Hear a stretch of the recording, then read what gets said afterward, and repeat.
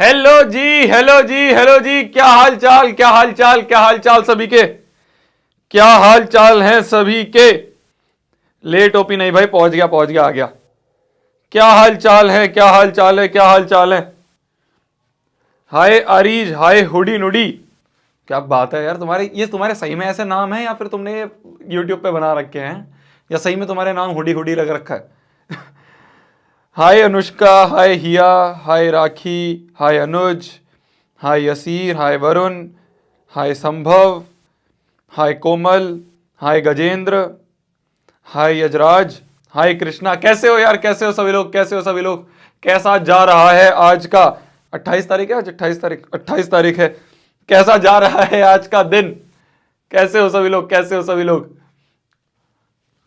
क्या हाल चाल है भैया? साइंस की स्ट्रेटेजी कब आएगी? साइंस की स्ट्रेटेजी यार ऑलरेडी चैनल पर है, आप कहोगे तो। जैसे अभी एसएसटी का वो 7 दिन वाला, जो 7-8 दिन वाला हमने निकाला है पूरा शेड्यूल, उस तरह का अगर आप कहोगे तो हम निकाल देंगे चैनल पे।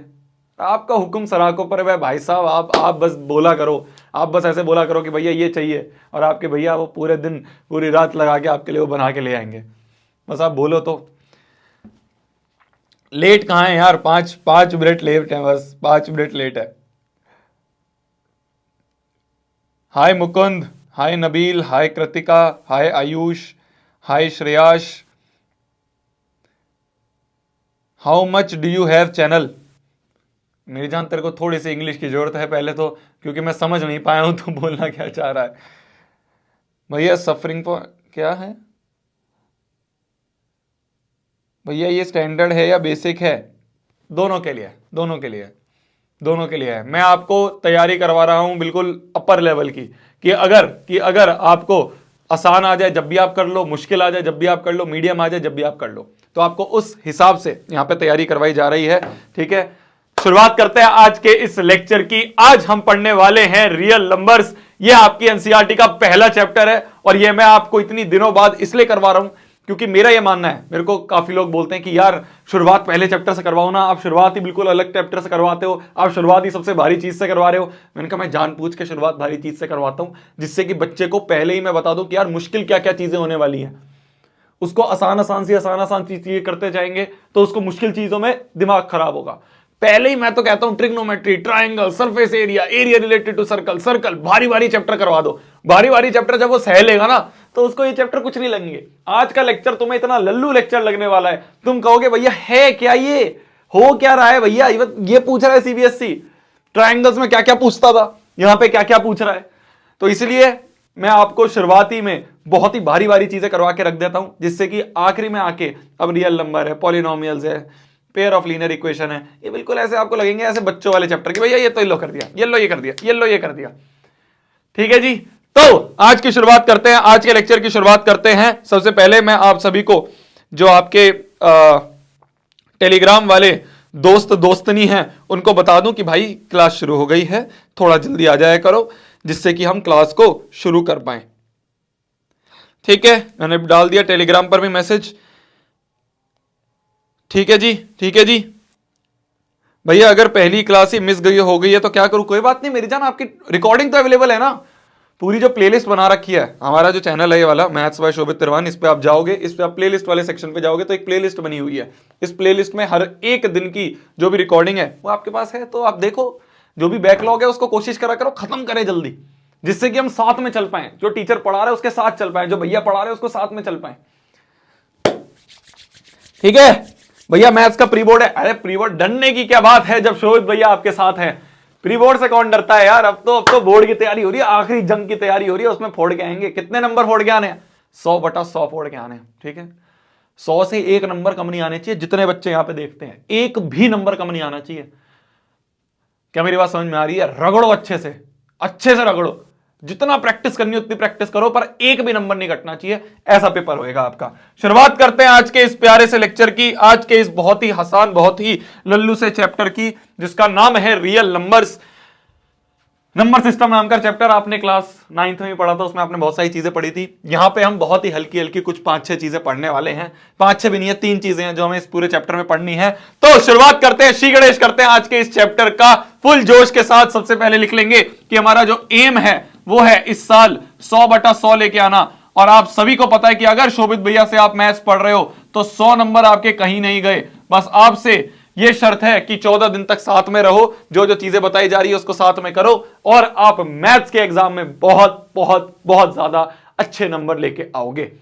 ठीक है, ठीक है भैया, कल मेरा एग्जाम है। अरे यार बेस्ट ऑफ लक भाई, अच्छे से दो यार, टेंशन नहीं होना होता। मैं आपको बताता हूं, मेरे कोटा में जब एग्जाम होते थे तो शुरू में तो मैं बहुत टेंशन में होता था कि यार संडे को एग्जाम है, पिछले मंडे से मैंने तैयारी करनी शुरू कर दी, 5 दिन तक मैं रिवीजन कर रहा हूं। एक पॉइंट ऐसा आ गया था 12वीं के टाइम पे कि यार संडे को एग्जाम है, सुबह पता चल रहा है कि आज एग्जाम है, चलो यार एग्जाम देके आ जाते हैं। तो एग्जाम ऐसा होना चाहिए, एग्जाम के लिए कुछ तैयारी करने की जरूरत नहीं होती। मैं इनकी बात कर रहा हूँ, फाइनल्स की बात नहीं कर रहा, ये जो बीच के एग्जाम्स हैं आपके, प्री बोर्ड हो गए, हाफ ईयरली हो गए, मिड टर्म हो गए, ये सब हो गए, तो इतनी टेंशन नहीं लेनी होती। जाओ जाके आपका बस ये एक तरह से टेस्ट हो रहा है, आपकी प्रिपरेशन चेक हो रही है, तो देके आओ, देके आने के बाद एनालाइज जरूर करो कि भाई कहां मेरी गलती रह गई, और उसकी एक कॉपी बना लो, उसमें लिख लो कि भाई ये गलती रही थी, मैं कैलकुलेशन में ये गलती करी, मैंने सिली मिस्टेक में ये गलती करी, इस वाले चैप्टर का ये टॉपिक हमेशा मेरे से गलत होता है, तो उस टॉपिक को हमने स्ट्रॉन्ग कर लिया। ये होता है। बाकी तो यार टेस्ट तो रेगुलर चलते रहने चाहिए, जितने ज्यादा टेस्ट दोगे उतना ज्यादा आपको पता चलेगा कि मेरी औकात क्या है।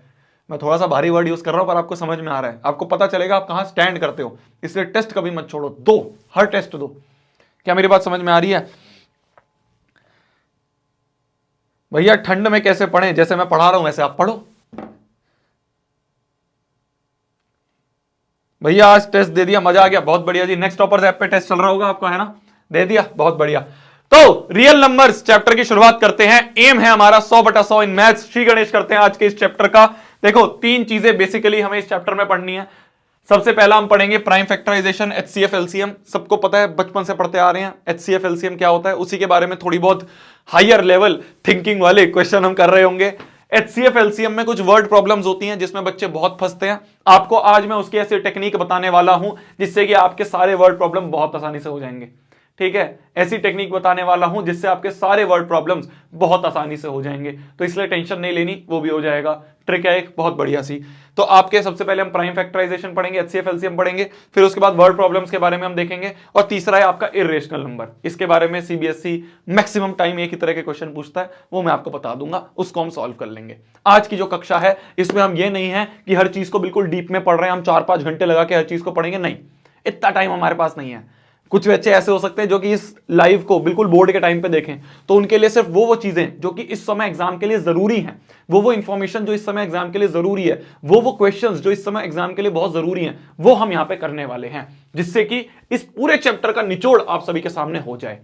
क्लियर है मेरी बात? क्लियर है मेरी बात? एक बार मेरे को थम्स अप करके बता दो कि यार मेरी आवाज अगर क्लियर आ रही है, मेरा बुखड़ा एकदम साफ आपको क्लियर दिखाई दे रहा है, बोर्ड आपको क्लियर दिखाई दे रहा है, तो थम्स अप कर दो। फिर हम आज की इस कक्षा के आगे बढ़ते हैं।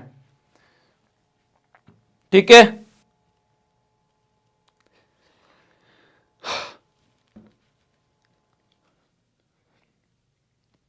लल्लू चैप्टर है, बहुत ही लल्लू चैप्टर है, मेरे को पता है। ठीक है, आप में से बहुत सारे बच्चों ने इस चैप्टर को ऑलरेडी पढ़ रखा होगा, तो आपकी एक तरह से रिवीजन भी हो जाएगी। ठीक है, क्लियर है? क्लियर है? क्लियर है? क्लियर है? स्टार्ट करते हैं। देखो जी, सबसे पहला टॉपिक है आपका प्राइम फैक्टराइजेशन, एचसीएफ एलसीएम। इसमें से भी सबसे पहला पढ़ते हैं हम, जिसका नाम है प्राइम फैक्टराइजेशन। इससे भी सबसे पहले हम पढ़ते हैं कि प्राइम नंबर क्या होते हैं। सबसे पहले हम पढ़ते हैं कि प्राइम नंबर्स क्या होते हैं। प्राइम नंबर्स क्या होते हैं? प्राइम नंबर्स ऐसे नंबर्स ग्रेटर देन 1, वो वाले नंबर जो कि ग्रेटर देन 1 हो। 1 को हम इंक्लूड नहीं करेंगे इसमें। Number greater than 1 which are divisible by 1 and itself.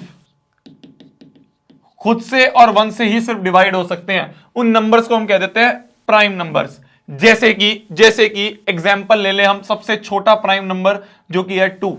1 को तो इंक्लूड नहीं करना, बोल दिया ना डेफिनेशन में, नंबर ग्रेटर देन 1, तो 1 को इंक्लूड नहीं करना। 2 को हम किस किस से डिवाइड कर सकते हैं? 2 के फैक्टर्स क्या क्या हैं? 2 को हम किस किस से डिवाइड कर सकते हैं? 2 से डिवाइड हो जाएगा और 1 से होगा, बस। इसके अलावा कोई और नंबर नहीं है जो इसे डिवाइड करेगा। सिमिलरली अगर मैं बात करूं आपके 3 की, तो 3 को भी मैं 3 से और 1 से डिवाइड कर सकता हूं। किससे से? 3 से और 1 से डिवाइड कर सकता हूं। अगर मैं इसके बाद करूं बात 4 की, तो 4 को मैं किस किस से डिवाइड कर सकता हूं? 4 को मैं 1 से कर सकता हूं, 1 के बाद 2 से भी कर सकता हूं, 3 से नहीं कर सकता, 4 से कर सकता हूं, तो इसको हम प्राइम नंबर नहीं कहेंगे। ये बचपन की चीजें हैं जो हमने पढ़ी हैं। 5 जो है उसको मैं 1 से कर सकता हूं, 2 से नहीं कर सकता, 3 से नहीं कर सकता, 4 से नहीं कर सकता, 5 से कर सकता हूं। तो 1 और 5 सिर्फ 2 ही फैक्टर्स हैं। तो ऐसे नंबर जिनको मैं उससे और 1 से ही डिवाइड कर सकता हूं उसको हम प्राइम नंबर कहते हैं। Easy PG, easy PG. इसी का जो भाई है, इसका जो भाई है, जो उल्टा भाई है, उसे हम कहते हैं कंपोजिट नंबर्स। कंपोजिट नंबर्स क्या होते हैं? कंपोजिट नंबर्स क्या होते हैं? कंपोजिट नंबर्स होते हैं ऐसे number greater than 1, numbers greater than 1, numbers greater than 1 which are not prime. इसका उल्टा है बिल्कुल। 1 को तो दोनों में इंक्लूड नहीं करना, 1 को तो दोनों में इंक्लूड नहीं करना, तो numbers greater than 1 which are not prime are known as composite numbers. मतलब कि उनके 2 से ज्यादा फैक्टर्स बन रहे हैं। यहां पे फैक्टर बन रहे थे 3 और 1, यहां पे आप देखोगे जैसे 4 है, जैसे सबसे छोटा जो आपका एग्जांपल है वो 4 है, तो 4 के क्या क्या फैक्टर्स बन रहे हैं? 1 बन रहा है, 2 बन रहा है और 4 बन रहा है। तो 2 से ज्यादा फैक्टर बन रहे हैं, 2 से ज्यादा फैक्टर बन रहे हैं, तो उसे हम क्या कह देंगे? उसे हम कह देंगे कि ये एक कंपोजिट नंबर है, ये एक कंपोजिट नंबर है।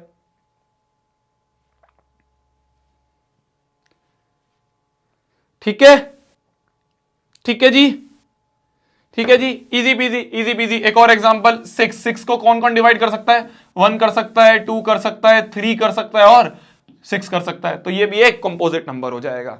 तो हमने सबसे पहला टॉपिक जो है, जो कि है प्राइम फैक्टराइजेशन, उसमें हमने पहले पढ़ा प्राइम क्या होता है। अब पढ़ते हैं हम प्राइम फैक्टराइजेशन क्या होता है। सबसे पहले हमने पढ़ा प्राइम क्या होता है, अब हम पूरे टॉपिक को लेते हैं जिसका नाम है प्राइम फैक्टराइजेशन क्या होता है। प्राइम फैक्टराइजेशन क्या होता है?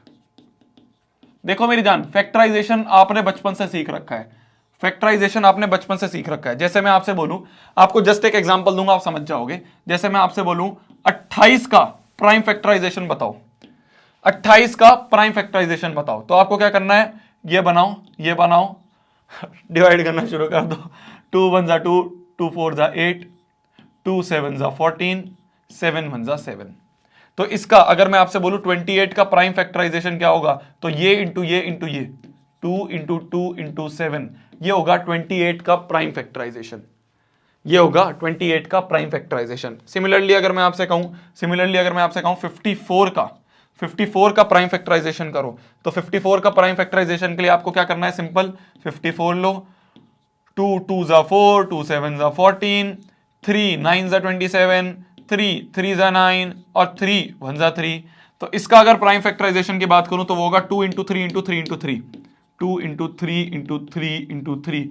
इसको मैं लिख सकता हूं 2 स्क्वायर इंटू 7, डॉट मतलब होता है मल्टीप्लाई, और इसको लिख सकता हूं मैं 2 इंटू 3 का क्यूब। भैया इसका नाम प्राइम फैक्टराइजेशन क्यों हुआ? देखो फैक्टराइजेशन तो हमने करा, फैक्टर्स तो हमने निकाले, और ये जो सारे फैक्टर्स हैं ये प्राइम नंबर्स हैं। 2 एक प्राइम नंबर, 3 एक प्राइम नंबर, 3 एक प्राइम नंबर, 7 एक प्राइम नंबर, 7 एक प्राइम नंबर, 7 एक 2 एक प्राइम नंबर। तो हम इसको इसलिए कहा जाता है prime factorisation.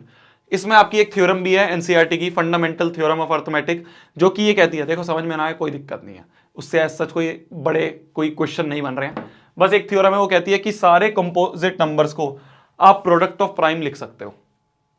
Fundamental theorem of arithmetic कहती है कि आप सारे कंपोजिट नंबर्स को प्रोडक्ट ऑफ प्राइम लिख सकते हो। क्या मेरी बात क्लियर हुई?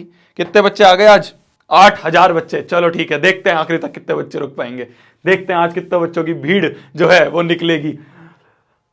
54 को हमने लिख दिया, ये इन्हें क्या कहा हमने? Product of prime. इन्हें हमने क्या कहा? प्रोडक्ट ऑफ प्राइम कहा, क्योंकि ये सारे प्राइम नंबर्स हैं, तो ये प्रोडक्ट ऑफ प्राइम्स है। और ये एक क्या है? ये एक कंपोजिट नंबर है।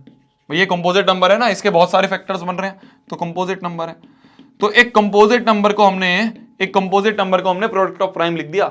इसे कहते हैं फंडामेंटल थ्योरम ऑफ अर्थमेटिक। नहीं समझ में आया कोई दिक्कत नहीं आता। आपको यह समझ में आना चाहिए प्राइम फैक्टराइजेशन क्या होता है। प्राइम फैक्टराइजेशन होता है कि इसका हमने ऐसे फैक्टराइजेशन कर दिया, इसे प्राइम फैक्टराइजेशन कहते हैं।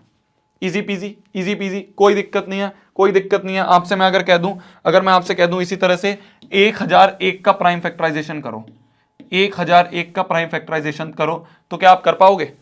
1001 का प्राइम फैक्टराइजेशन क्या आप कर पाओगे? जल्दी से करके दिखाओ।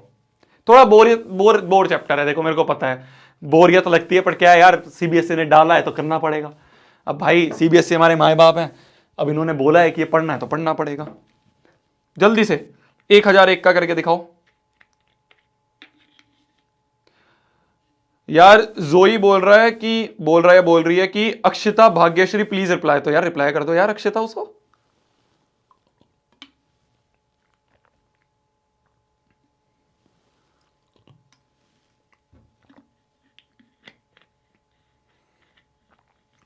समझे समझे कैसे करेंगे, कैसे करेंगे, कैसे करेंगे, कैसे करेंगे। 1001 हमें देखना है किससे डिवाइड होएगा पहले तो।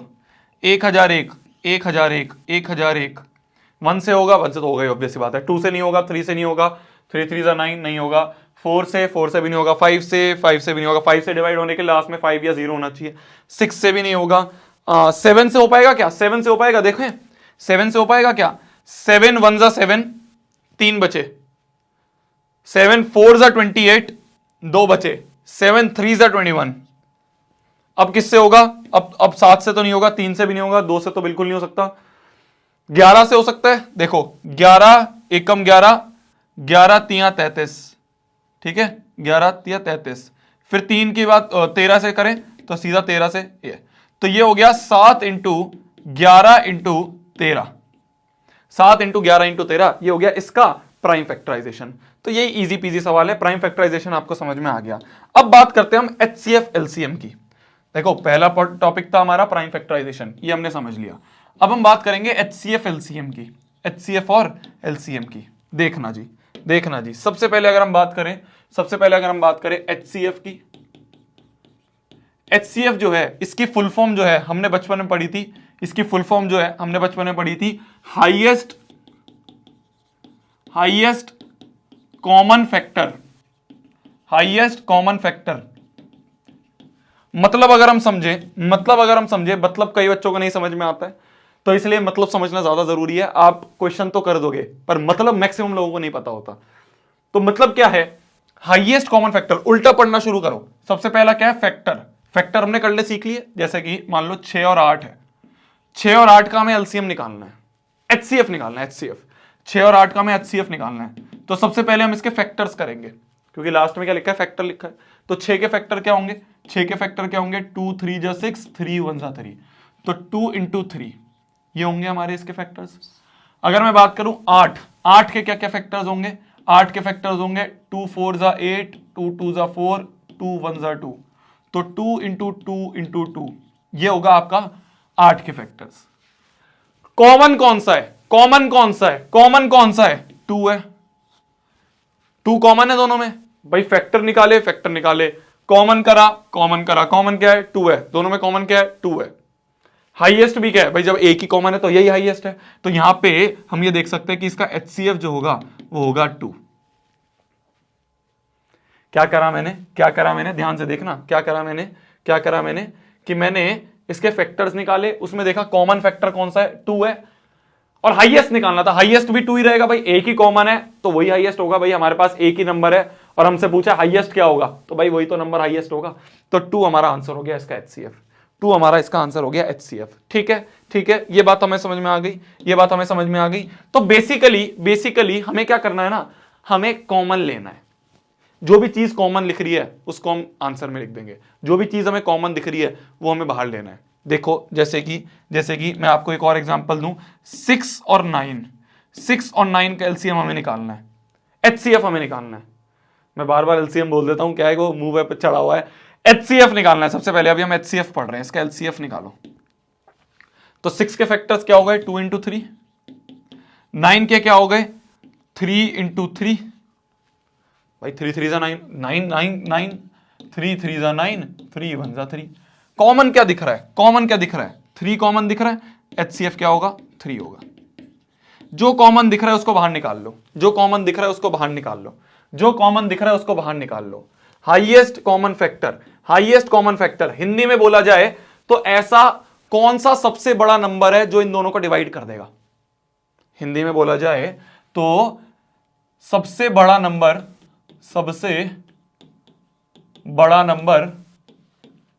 जो इन दोनों को डिवाइड कर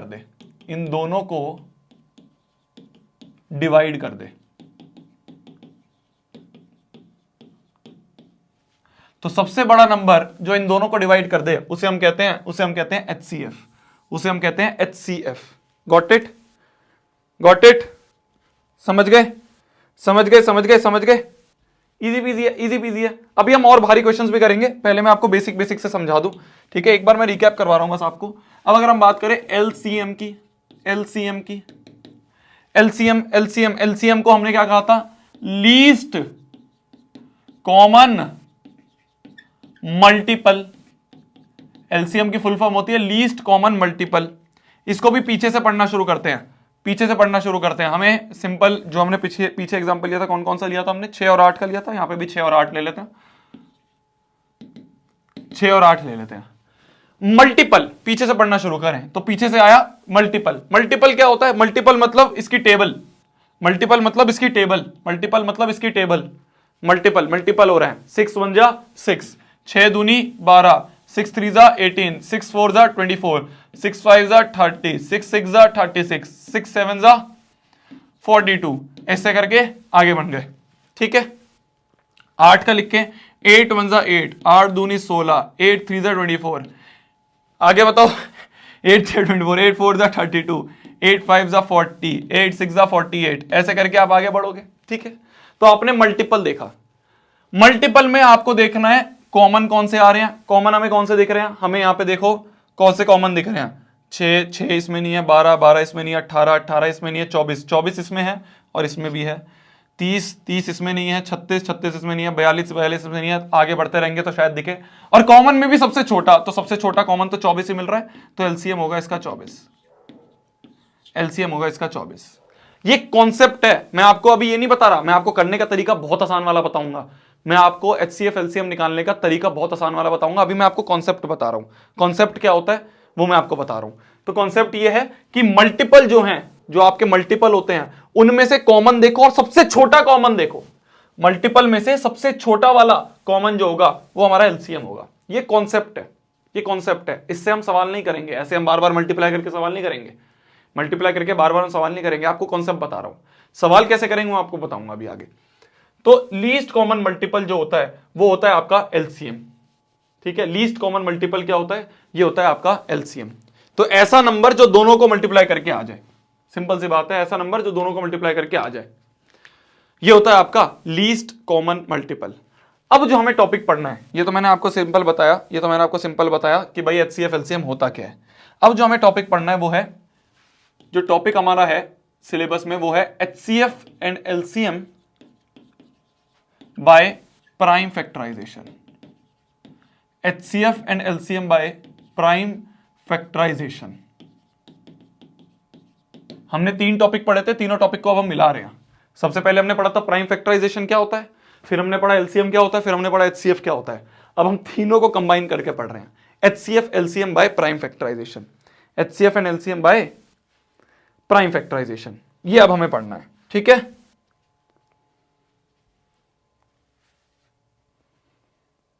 हाय हंसिका, तुम यहां हो तो बताओ। अभिषेक हंसिका को पूछ रहा है, यार हंसिका बता दो, अगर यहां हो तो एक बार रिप्लाई कर दो।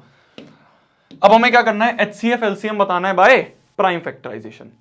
तो जैसे कि मैं आपको एक एग्जांपल दूं, जैसे कि मैं आपको एक एग्जांपल देता हूं, जैसे कि मैं आपको एक एग्जांपल देता हूं। आपको निकालना है HCF and LCM of, find HCF and LCM of 16 and 18। Find HCF and LCM of 16 and 18। तो आपको अगर ये निकालना है तो आप क्या करोगे मैं आपको बताता हूं। तो आपको अगर ये निकालना है 16 एंड 18, और एक और लिखूं, 6 8 वाला हमने कर लिया है ना, 16 एंड 18। आओ आपको HCF और LCM निकालना है इसका। तो देखो सबसे पहले तो प्राइम फैक्टराइजेशन करो। तो 16 का प्राइम फैक्टराइजेशन अगर हम करें तो 2 8 जा 16, 2 4 जा 8, 2 2 जा 4, 2 1 जा 2। तो 2 इंटू 2 इंटू 2 इंटू 2 मतलब कि 2 की पावर में 4, ये बन रहा है। 18 का अगर हम करें तो 18 का अगर हम करें 2 9 जा 18, 3 3 जा 9, 3 1 जा 3। तो 2 इंटू 3 इंटू 3, 2 इंटू 3 इंटू 3 मतलब 2 इंटू 3 का स्क्वायर, 2 इंटू 3 का स्क्वायर। अगर आपसे बोल दे HCF निकालो, अगर आपसे बोल दे HCF निकालो, तो HCF होगा कॉमन निकाल लो। कॉमन क्या दिख रहा है? कॉमन क्या दिख रहा है दोनों में? कॉमन क्या दिख रहा है दोनों में? कॉमन क्या दिख रहा है? 2 कॉमन दिख रहा है, यही हमारा HCF होगा। 2 कॉमन दिख रहा है, यही हमारा HCF होगा। आपसे बोल दे एलसीएम निकालो, तो एलसीएम का आपका काम क्या रहेगा कि जो भी अलग अलग डिजिट लिख रही हैं पहले तो वो लिख दो। जो जो अलग अलग डिजिट्स हमें दिख रही हैं पहले तो वो लिख दो। हमें क्या क्या दिख रहा है इस सब में? 2 दिख रहा है हमें और 3 दिख रहा है हमें, तो 2 into 3 लिख दिया। 2 दिख रहा है हमें और 3 दिख रहा है हमें, 2 और 3 हमने लिख दिया। ध्यान से सुनना, अगर आप ये चीज समझ गए, अगर आप ये चीज समझ गए तो आप आगे वाले क्वेश्चंस कर लोगे। मैं आपको तरीका बता रहा हूं कैसे आपको प्राइम फैक्टराइजेशन से करना है सवाल। तो प्राइम फैक्टराइजेशन से अगर आपको सवाल करना है HCF के लिए, तो जो भी कॉमन दिख रहा है उसको लिख दो। 2 कॉमन दिख रहा था दोनों में लिख दिया। अगर यहां पे इंटू 3 भी होता, अगर यहां पे मान लो इंटू 3 भी होता, यहां पे मान लो इंटू 3 भी होता, तो मेरे को एक 3 भी कॉमन दिख रहा है, तो मैं 2 into 3 6 लिख देता HCF। पर 3 नहीं दिख रहा, तो यहां पर सिर्फ 2 दिख रहा है, 2 लिखेंगे। ठीक है। अब मैं अगर आपसे बात करूं एलसीएम आपको निकालना है, एलसीएम के लिए पहला काम है आपका जो भी डिफरेंट डिजिट्स दिख रही हैं वो लिख दो, और उनकी क्या हाईएस्ट पावर आपको पॉसिबल है, जो हाईएस्ट पावर यहां पे दिख रही है वो लिख दो। 2 की हाईएस्ट पावर क्या दिख रही है यहां पे? भाई यहां पे हाईएस्ट पावर 1 है और यहां पे हाईएस्ट पावर 4 है, 4 इज द हाईएस्ट पावर। 3 की हाईएस्ट पावर हमें क्या दिख रही है यहां पे 2 है और यहां पे 3 की पावर 0 है, इसको आप लिख सकते हो ना, यहां पे 3 की पावर 0, तो हमें दिख रहा है यहां पे 3 की हाईएस्ट पावर 2 है, तो ये हमारा आंसर होगा, ये हमारा आंसर होगा। 2 की power 4 into 3 square is your answer. ठीक है, 2 की power 4 into 3 square is your LCM, ये हमारा आंसर हो गया। तो बेसिक सी चीज है, अगर आपको प्राइम फैक्टराइजेशन से HCF एलसीएम निकालने के लिए बोल दे, तो आपका काम क्या रहेगा कि आपको ये देखना है कौन सा कॉमन दिख रहा है, कॉमन लिख दिया। एलसीएम के लिए जो डिफरेंट दिख रही है पहले वो लिख दो, और हाईएस्ट पावर जो हमें मिल रही है वो यहां पे पावर में चढ़ा दो। पावर मतलब एक्सपोनेंट होता है, इसको हम एक्सपोनेंट कहते हैं,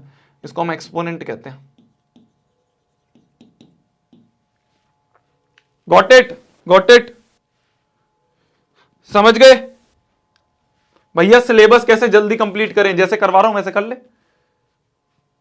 8.6 के बच्चे बढ़ गए, शुरुआत में 8000 थे, देखते हैं, चलो आज तो बढ़ रहे हैं, देखते हैं कितनी भीड़ छटेगी आज। इजी, देखो यार इजी चैप्टर है, आप में से मैक्सिमम बच्चों ने कर रखा है मेरे को पता है, बट फिर भी मैं आपका रिवीजन करवा रहा हूं। जल्दी करते हैं, आगे बढ़ते हैं। अब हम कुछ सवाल कर लेंगे, जैसे कि ये आपको दे दिया 2020 का सवाल है आपके सीबीएसई का। ठीक है, सीबीएसई देखो पहले सीबीएसई पूछती थी ये सवाल कि ये 2 नंबर दे दिए, इसके HCF निकालो, इसके एलसीएम निकालो। सीबीएसई ने देखा कि यार बच्चे तो ट्यूशन पढ़ने लग गए, बच्चे तो यूट्यूबर से पढ़ने लग गए, बच्चे तो भाई बहुत दिमाग वाले हो गए, तो डायरेक्ट तो नहीं पूछूंगी, क्या करूंगी, थोड़ा सा घुमा के पूछूंगी। तो थोड़ा सा घुमा के उसने ऐसे पूछा, होना ऐसे ही है जैसे मैंने पिछले करवाए, बट यहां पे कुछ और चीज इन्होंने पूछ ली। तो पहले वो क्या करती थी, पहले डायरेक्ट बोलती थी कि 196 का प्राइम फैक्टराइजेशन कर दो। अब ये बोल रही है जब तुम इसका प्राइम फैक्टराइजेशन करोगे तो प्राइम फैक्टराइजेशन के बाद जो एक्सपोनेंट बनेंगे उसका सम बताओ। प्राइम फैक्टराइजेशन के बाद जो एक्सपोनेंट बनेंगे उसका सम बताओ। तो हमने कहा अरे भाई तुमने क्या दिमाग लगाया, इतनी बड़े प्रॉब्लम, इतने आसान प्रॉब्लम को थोड़ा बड़ा बनाने के लिए तुमने क्या कर दिया, ये 196 का करना है प्राइम फैक्टराइजेशन, तो पहले प्राइम फैक्टराइजेशन कर लेते हैं। लो जी, तो 2 9 जा 18, 2 8 जा 16, 2 4 जा 8, 2 4 जा 8, 2 9 जा 18। सही कर रहा हूं? ठीक है। फिर इसके बाद अगर मैं बात करूं 7 7 जा 49, 7 1 जा 7, तो आप ये देख सकते हो कि 196 का जो प्राइम फैक्टराइजेशन है वो है 2 into 2 into 7 into 7, तो ये बन गया 2 का पावर 2 into 7 की पावर में 2। हमसे क्या पूछा है, क्या हमसे प्राइम फैक्टराइजेशन पूछा है? ना, इन्होंने बोला है सम ऑफ एक्सपोनेंट्स। तो एक्सपोनेंट्स क्या क्या दिख रहे हैं हमें, एक तो हमें 2 दिख रहा है, एक 2 दिख रहा है, तो सम ऑफ एक्सपोनेंट्स क्या है, सम ऑफ एक्सपोनेंट्स क्या होंगे, एक्सपोनेंट्स का सम कर दो, तो सम ऑफ एक्सपोनेंट्स होंगे 2 + 2 = 4। ये बोला है इसने। तो है कुछ सवाल, कुछ भी नहीं है, बस थोड़ा सा क्या कर दिया इन्होंने, कहा बच्चे को थोड़ा सा कंफ्यूज करते हैं। वाह यार बहुत कंफ्यूज कर दिया, हम तो डर गए भैया, कुछ भी नहीं था। है इजी पीजी। ऐसे ये 2012 का सवाल करो। अच्छा, ये तो मेरे को आपको करवाना है, ये 6 की पावर n है, यहां पे लिखा है 6 की पावर में n। देखो ये सवाल आपको समझना पड़ेगा, ये सवाल थोड़ा मतलब सीबीएसई ऐसे सवाल पूछ लेती है। हमें चेक करना है क्या 6 की पावर n जो है जब मैं 6 की पावर में n को खोलूंगा तो खोलने के बाद क्या ये एंड में 0 लाएगा? भाई मान लो मैंने 6 की पावर में n है, n की वैल्यू 1 हो सकती है, 2 हो सकती है, 3 हो सकती है, 4 हो सकती है, कुछ भी। क्या कोई भी n की वैल्यू के लिए क्या ये एंड में 0 लाएगा? भाई कोई भी नंबर आएगा, मान लो आ गया नंबर 6 9 8 7, तो क्या एंड में यहां पे 0 आ जाएगा? क्या यहां पे 0 पॉसिबल है? ये हमसे पूछ रहा है। तो जब भी आपको चेक करना हो कि एंड में 0 आएगा ही नहीं आएगा, सिंपल सा कॉन्सेप्ट है, जब भी हमें चेक करना हो एंड में 0 आएगा नहीं आएगा, एंड में 0 के लिए चेक करो कि क्या प्राइम फैक्टराइजेशन में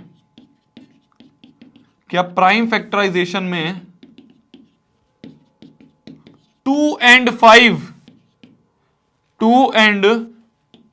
5 बोथ हैं क्या? अगर 2 और 5 हमें दोनों मिल रहे हैं, प्राइम फैक्टराइजेशन में, तो मैं कह दूंगा 2 और 5 दोनों मिलने चाहिए, खाली एक से काम नहीं बनेगा, दोनों 2 and 5 बोथ की बात कर रहा हूं कि अगर मैं इसका प्राइम फैक्टराइजेशन करूं और उसमें मेरे को 2 और 5 दोनों मिल जाएं, अगर दोनों मिल जाएंगे तो मैं कह दूंगा कि हां जी एंड में 0 आएगा। ये कॉन्सेप्ट है। इसको आप और डिटेल में अच्छे से 11वीं में पढ़ोगे, अभी आपको ना इसको ना बेसिक सा समझा दिया, ठीक है? ये इसका कॉन्सेप्ट है। भैया पढ़ने का मन नहीं करता, किसी का मन नहीं करता पढ़ने का, पर क्या जरूरी है? करना पड़ेगा। मेरा मन करता है, नहीं करता, आपका मन करता है, किसी का मन नहीं करता पढ़ने का, पर क्या जरूरी है? करना पड़ेगा, नहीं तो और क्या करोगे बताओ? भाई ऐसा तो नहीं है कि हमारे भाई बहुत खानदानी जमीन पड़ी हुई है और बहुत ही पैसा है हमारे पास और भाई साहब हम तो पैसों के ऊपर बैठ के आराम से पढ़ाई कर रहे हैं, नहीं ना, ऐसा नहीं है। तो भाई अगर हमें कुछ बनना है, अपनी औकात इस समय बनानी है अपने समाज में, तो हमें करना पड़ेगा, पढ़ाई करनी पड़ेगी, पढ़ाई करने के बाद कुछ अपना जॉब या कुछ बिजनेस करना पड़ेगा, तभी आगे बढ़ पाओगे। और अगर आपके पास है यार भैया कोई टेंशन नहीं है यार, बहुत पैसा है यार भैया, पूरा हमारे तो भैया खेत के बीच में से हाईवे निकल गया, बहुत पैसा है, फिर तो बात अलग है। पर अगर हमारे पास नहीं है तो भाई मेरी जान कुछ करना पड़ेगा ना हमें। अब समाज ही ऐसे चल रहा है तो हम क्या करें? अगर समाज में सब आदिवासी होते कि भाई एक दूसरे को मार के, जानवर को मार के चल रहा है जीवन, बहुत बढ़िया, फिर तो क्या पढ़ना होता? तो आदिवासी लोग कहाँ पढ़ते हैं? पर हम इस समाज में आ चुके हैं जिसमें कि पैसों की जरूरत है, जिसमें कि आपको अगर कुछ भी चीज करनी है तो आपको एजुकेटेड होना चाहिए, पहली बात, और दूसरी बात आपके जेब में थोड़े पैसे होने चाहिए, तभी आपकी समाज में इज्जत मानी जाएगी। तो पढ़ना पड़ेगा ना, सिंपल सी बात है। पढ़ने का मन नहीं करता इज नॉट अ बहाना, ये कोई बहाना नहीं होता कि पढ़ने का मन नहीं करता है। जरूरी किसका मन करता है? पापा का सुबह सुबह मन करता है ऑफिस जाने का? नहीं करता ना, तब भी जाते हैं। क्यों? क्योंकि उनको तुम्हारे फ्यूचर की पड़ी है, उनको फैमिली के फ्यूचर की पड़ी है। किसका मन करता है जाके ऑफिस में जाके काम करने का, बॉस से रोज डांट सुनने का, रोज उसकी बातें सुनने का? किसी का मन नहीं करता, पर वो जब भी जाते हैं, क्यों? क्योंकि उनके ऊपर सर पे बोझ बहुत है। अभी क्या है, हमें वो बोझ फील नहीं होता कि यार क्या है, पढ़ाई तो कर रहे हैं, क्या है, पापा ला तो रहे हैं पैसे, क्या है, मम्मी कमा तो नहीं है पैसे। जिस दिन वो बोझ फील होना शुरू हो जाएगा ना, तो अपने आप हर चीज का मन कर जाएगा। अभी हमें वो बोझ फील नहीं होता है। पापा मम्मी के ऊपर एक बहुत बड़ी रिस्पॉन्सिबिलिटी है, तभी वो रोज उठ के जाते हैं ऑफिस, तभी वो रोज उठ के जाते हैं अपने काम पे। किसी का मन नहीं करता काम करने का। किसका मन करता है? सबका मन करता है उठाओ भाई, सुबह उठो, सुबह उठने के बाद आराम से नेटफ्लिक्स देखो, पूरे दिन सो, खाना पीना करो, घूम के आओ, पूरे दिन भाई साहब बस ऐश करो। सबका मन यही करता है। किसका मन नहीं करेगा ये काम करने का? बट क्या है, रिस्पॉन्सिबिलिटी है, करना पड़ेगा। शुरू करते हैं। तो कॉन्सेप्ट ये है मेरी जान कि अगर आपको किसी भी डिजिट को एंड में 0 लाना है, किसी भी नंबर के एंड में 0 लाना है, तो वो एंड होना चाहिए, तो उसके प्राइम फैक्टराइजेशन में होना चाहिए 2 और 5 दोनों। मतलब कि जैसे मान लो मैं 6 की पावर में n का प्राइम फैक्टराइजेशन करूं, 6 का प्राइम फैक्टराइजेशन करूंगा तो 2 3 जा 6, 3 1 जा 3, तो ये बन जाएगा 2 इंटू 3 की पावर में n। मान लो n बराबर में 1 ले रहा हूं, n बराबर 1 मतलब 6 की पावर 1 मतलब 2 इंटू 3 की पावर में 1। क्या यहां पे मेरे को 5 दिख रहा है? 2 तो मेरे को दिख रहा है, पर मेरे को 5 दिख रहा है? नहीं दिख रहा, यहां पे 5 नहीं दिख रहा। चलो n की वैल्यू 2 ले लेते हैं। n की वैल्यू 2 ले ली तो 6 की पावर में 2 मतलब 2 इंटू 3 की पावर में 2, मतलब मैं इसको लिख सकता हूं 2 इंटू 3। भाई किसी की पावर में 2 मतलब इसको 2 बार लिख दो, तो 2 इंटू 3 इंटू 2 इंटू 3।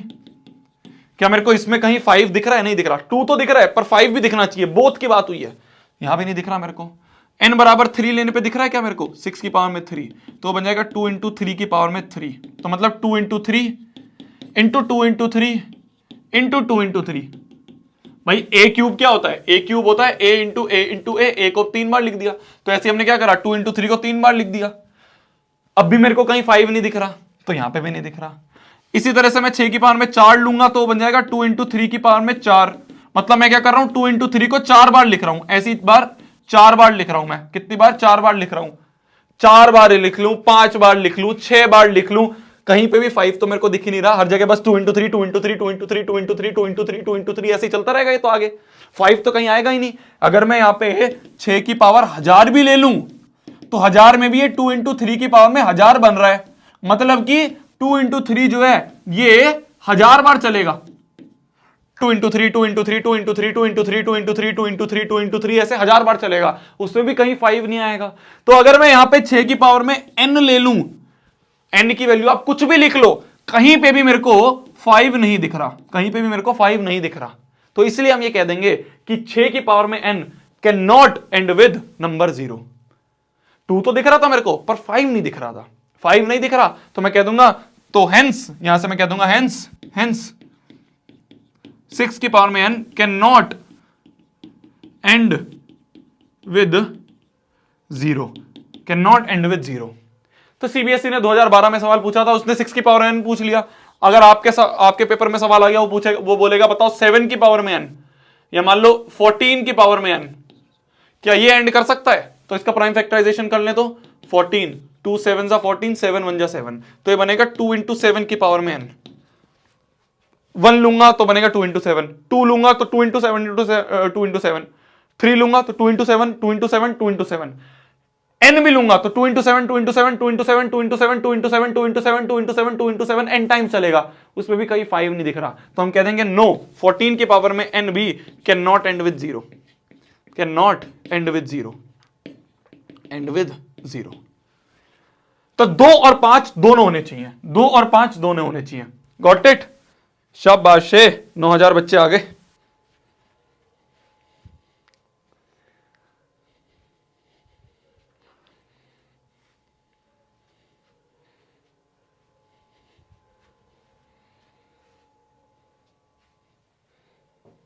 भैया ये कितने नंबर का सवाल है पता नहीं यार।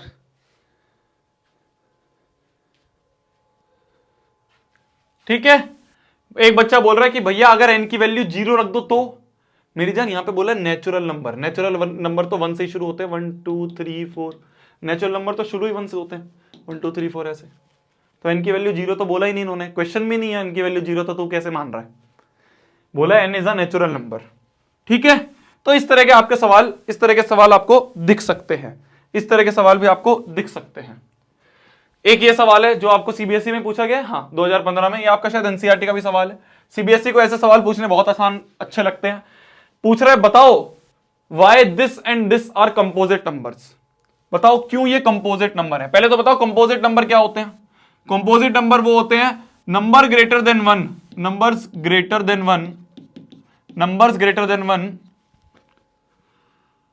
विच are not prime, which are not prime, मतलब कि और क्या बोलें, जिसके 2 से ज्यादा फैक्टर्स हों, 2 से ज्यादा फैक्टर्स हों। वो 2 कौन कौन से, वो 2 भी वो वाले 1 एंड इटसेल्फ, जिसके 1 एंड इटसेल्फ से ज्यादा फैक्टर हो। 2 भी कौन से, 1 एंड इटसेल्फ।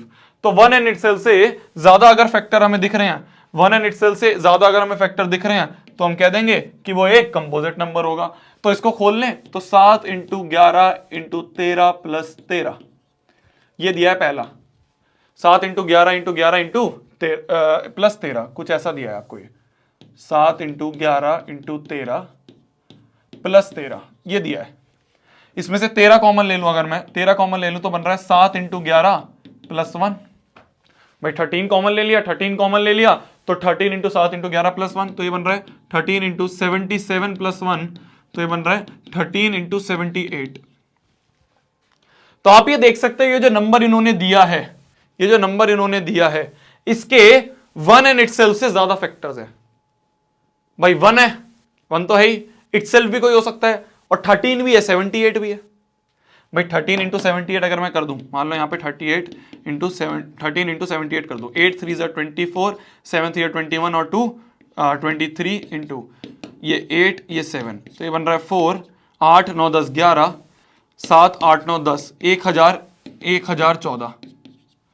तो हम ये कह सकते हैं जो 1014 है, 1014 है, ये किससे बना है? ये 13 इंटू 78 से बना है, मतलब 13 और 78 भी इसके फैक्टर्स हैं।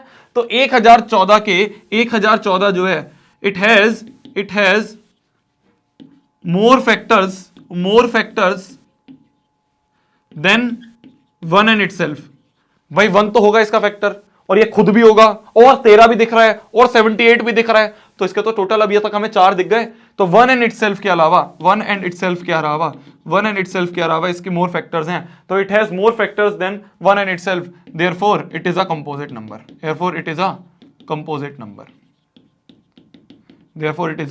नंबर। तो बेसिक सी चीज है कि आपको कंपोजिट नंबर की डेफिनेशन पता होनी चाहिए, भैया मैं क्लास 8th का स्टूडेंट हूं और मेरे को पढ़ने में मजा आ रहा है, वाह यार, अहेड ऑफ टाइम।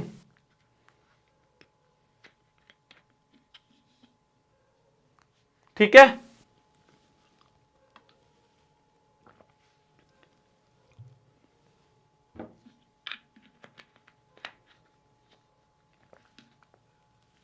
हाँ 1009 बन रहा है, क्या बन रहा है, गलत कर दिया क्या मैंने? 13 इंटू 78, 8 3 24, 7 3 21 और 2 23 और 8 और 7, तो 4 8 9 10 11, 7 8 9 10, सही तो है 1014।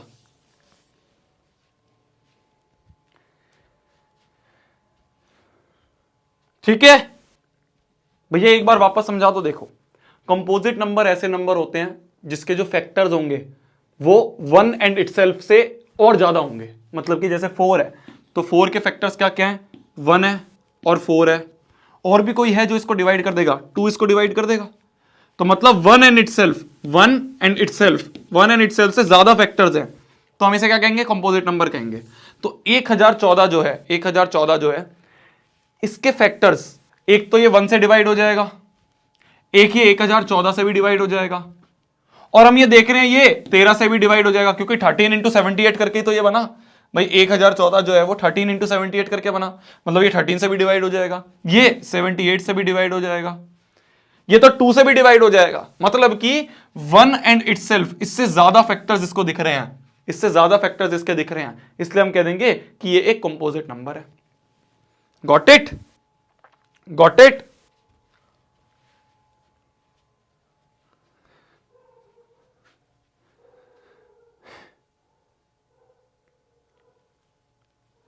ठीक है।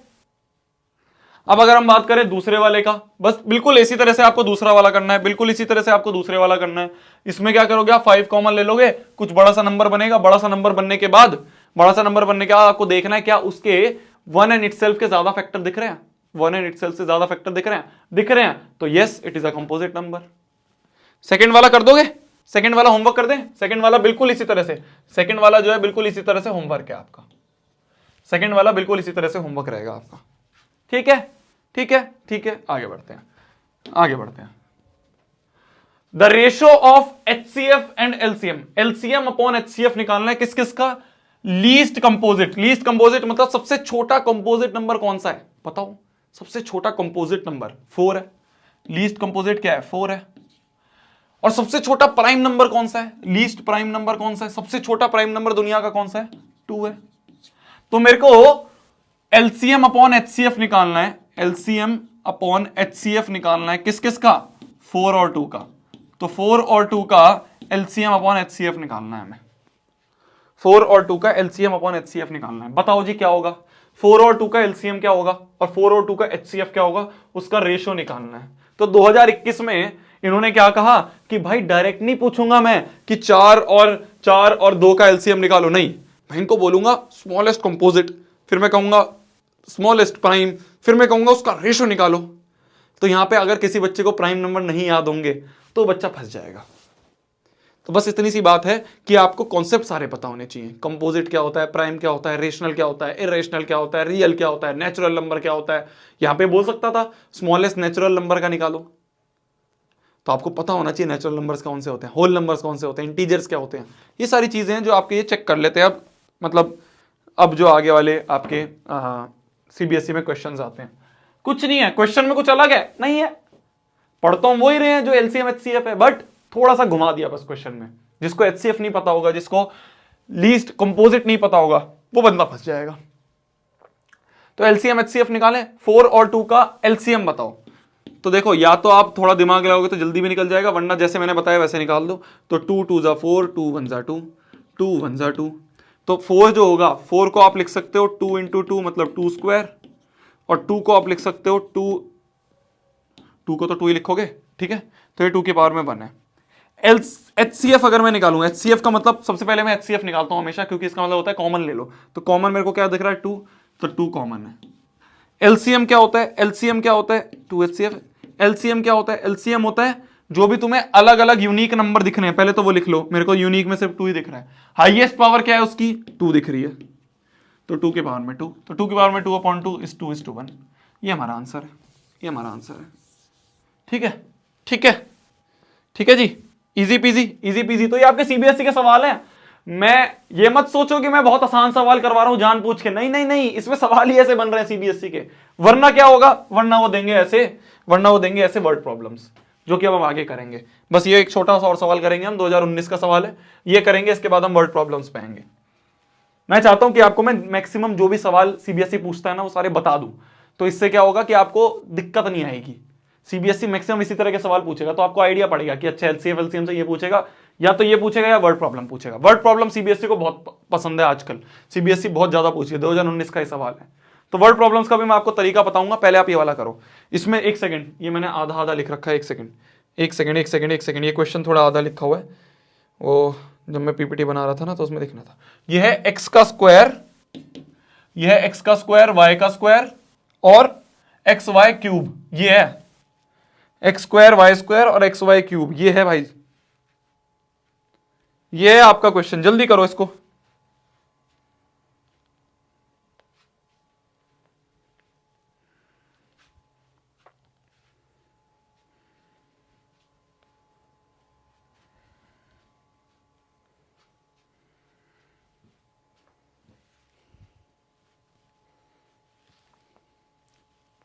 ओए आप सभी को एक चीज दिखाऊं, एक और, कितने बच्चे हैं, 8700 बच्चे हैं।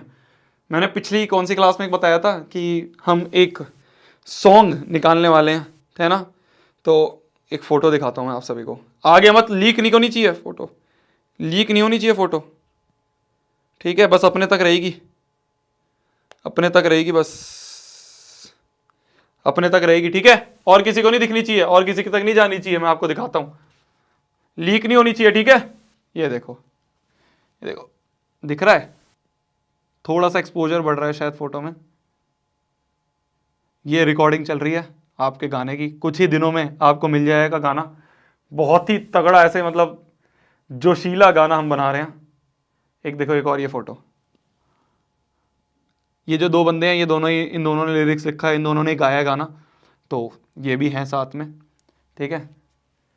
तो ये मैंने आप सभी को थोड़ी सी झलक दिखाई। ये मैं सोचा इंस्टाग्राम पे पोस्ट कर दूं तो और बच्चे भी देख लें, बट अभी एक्सक्लूसिव सिर्फ आप सभी को दिखाई है मैंने।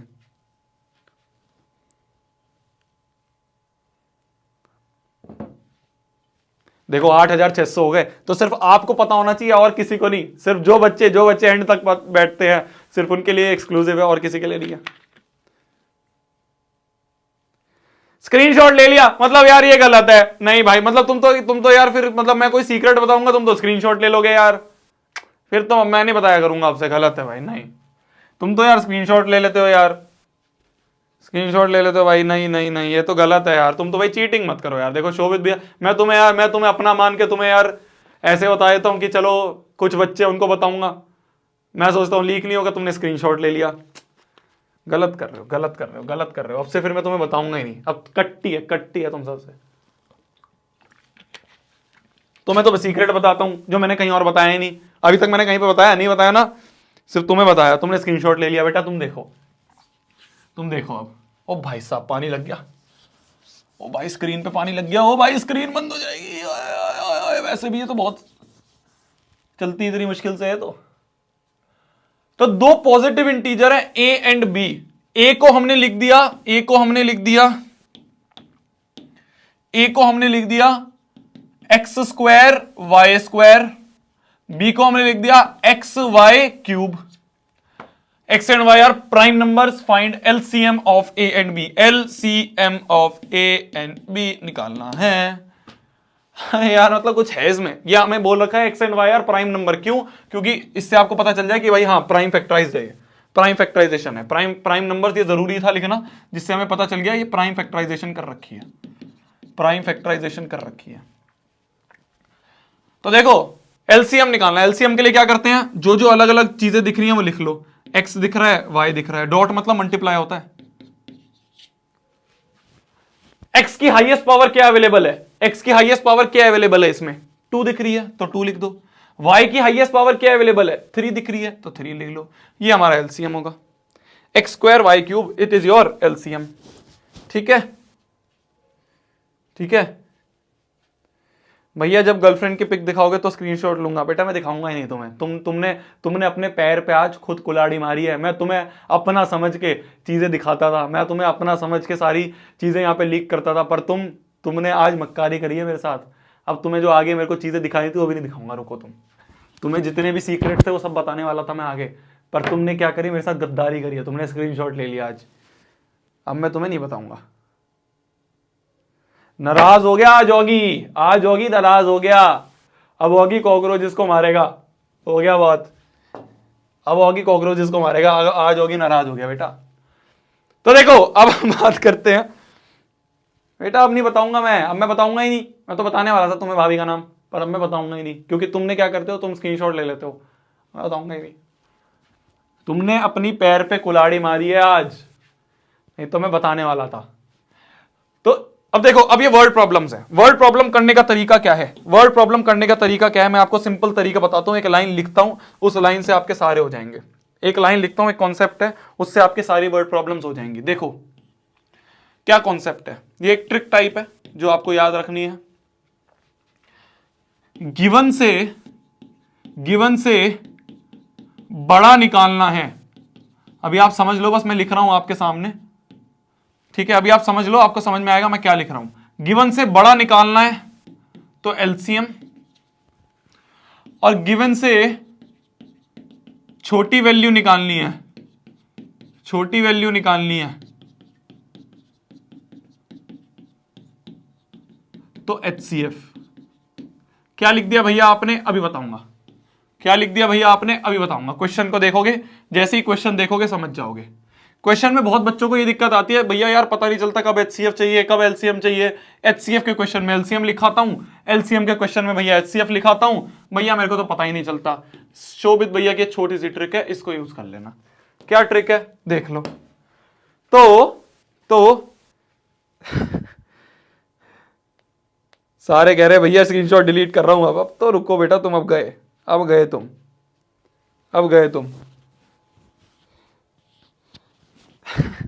भैया सब लोग सॉरी स्पैम करो।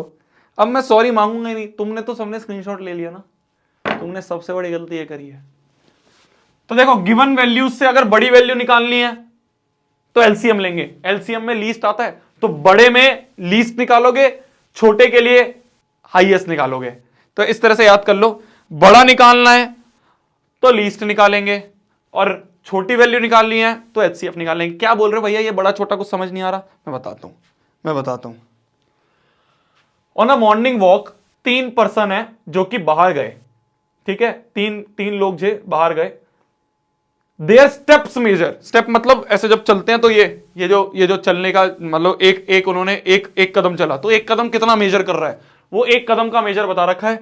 एक के कदम जो है वो 30 सेंटीमीटर मेजर कर रहे हैं, एक के कदम जो है वो 36 सेंटीमीटर मेजर कर रहे हैं, ठीक है।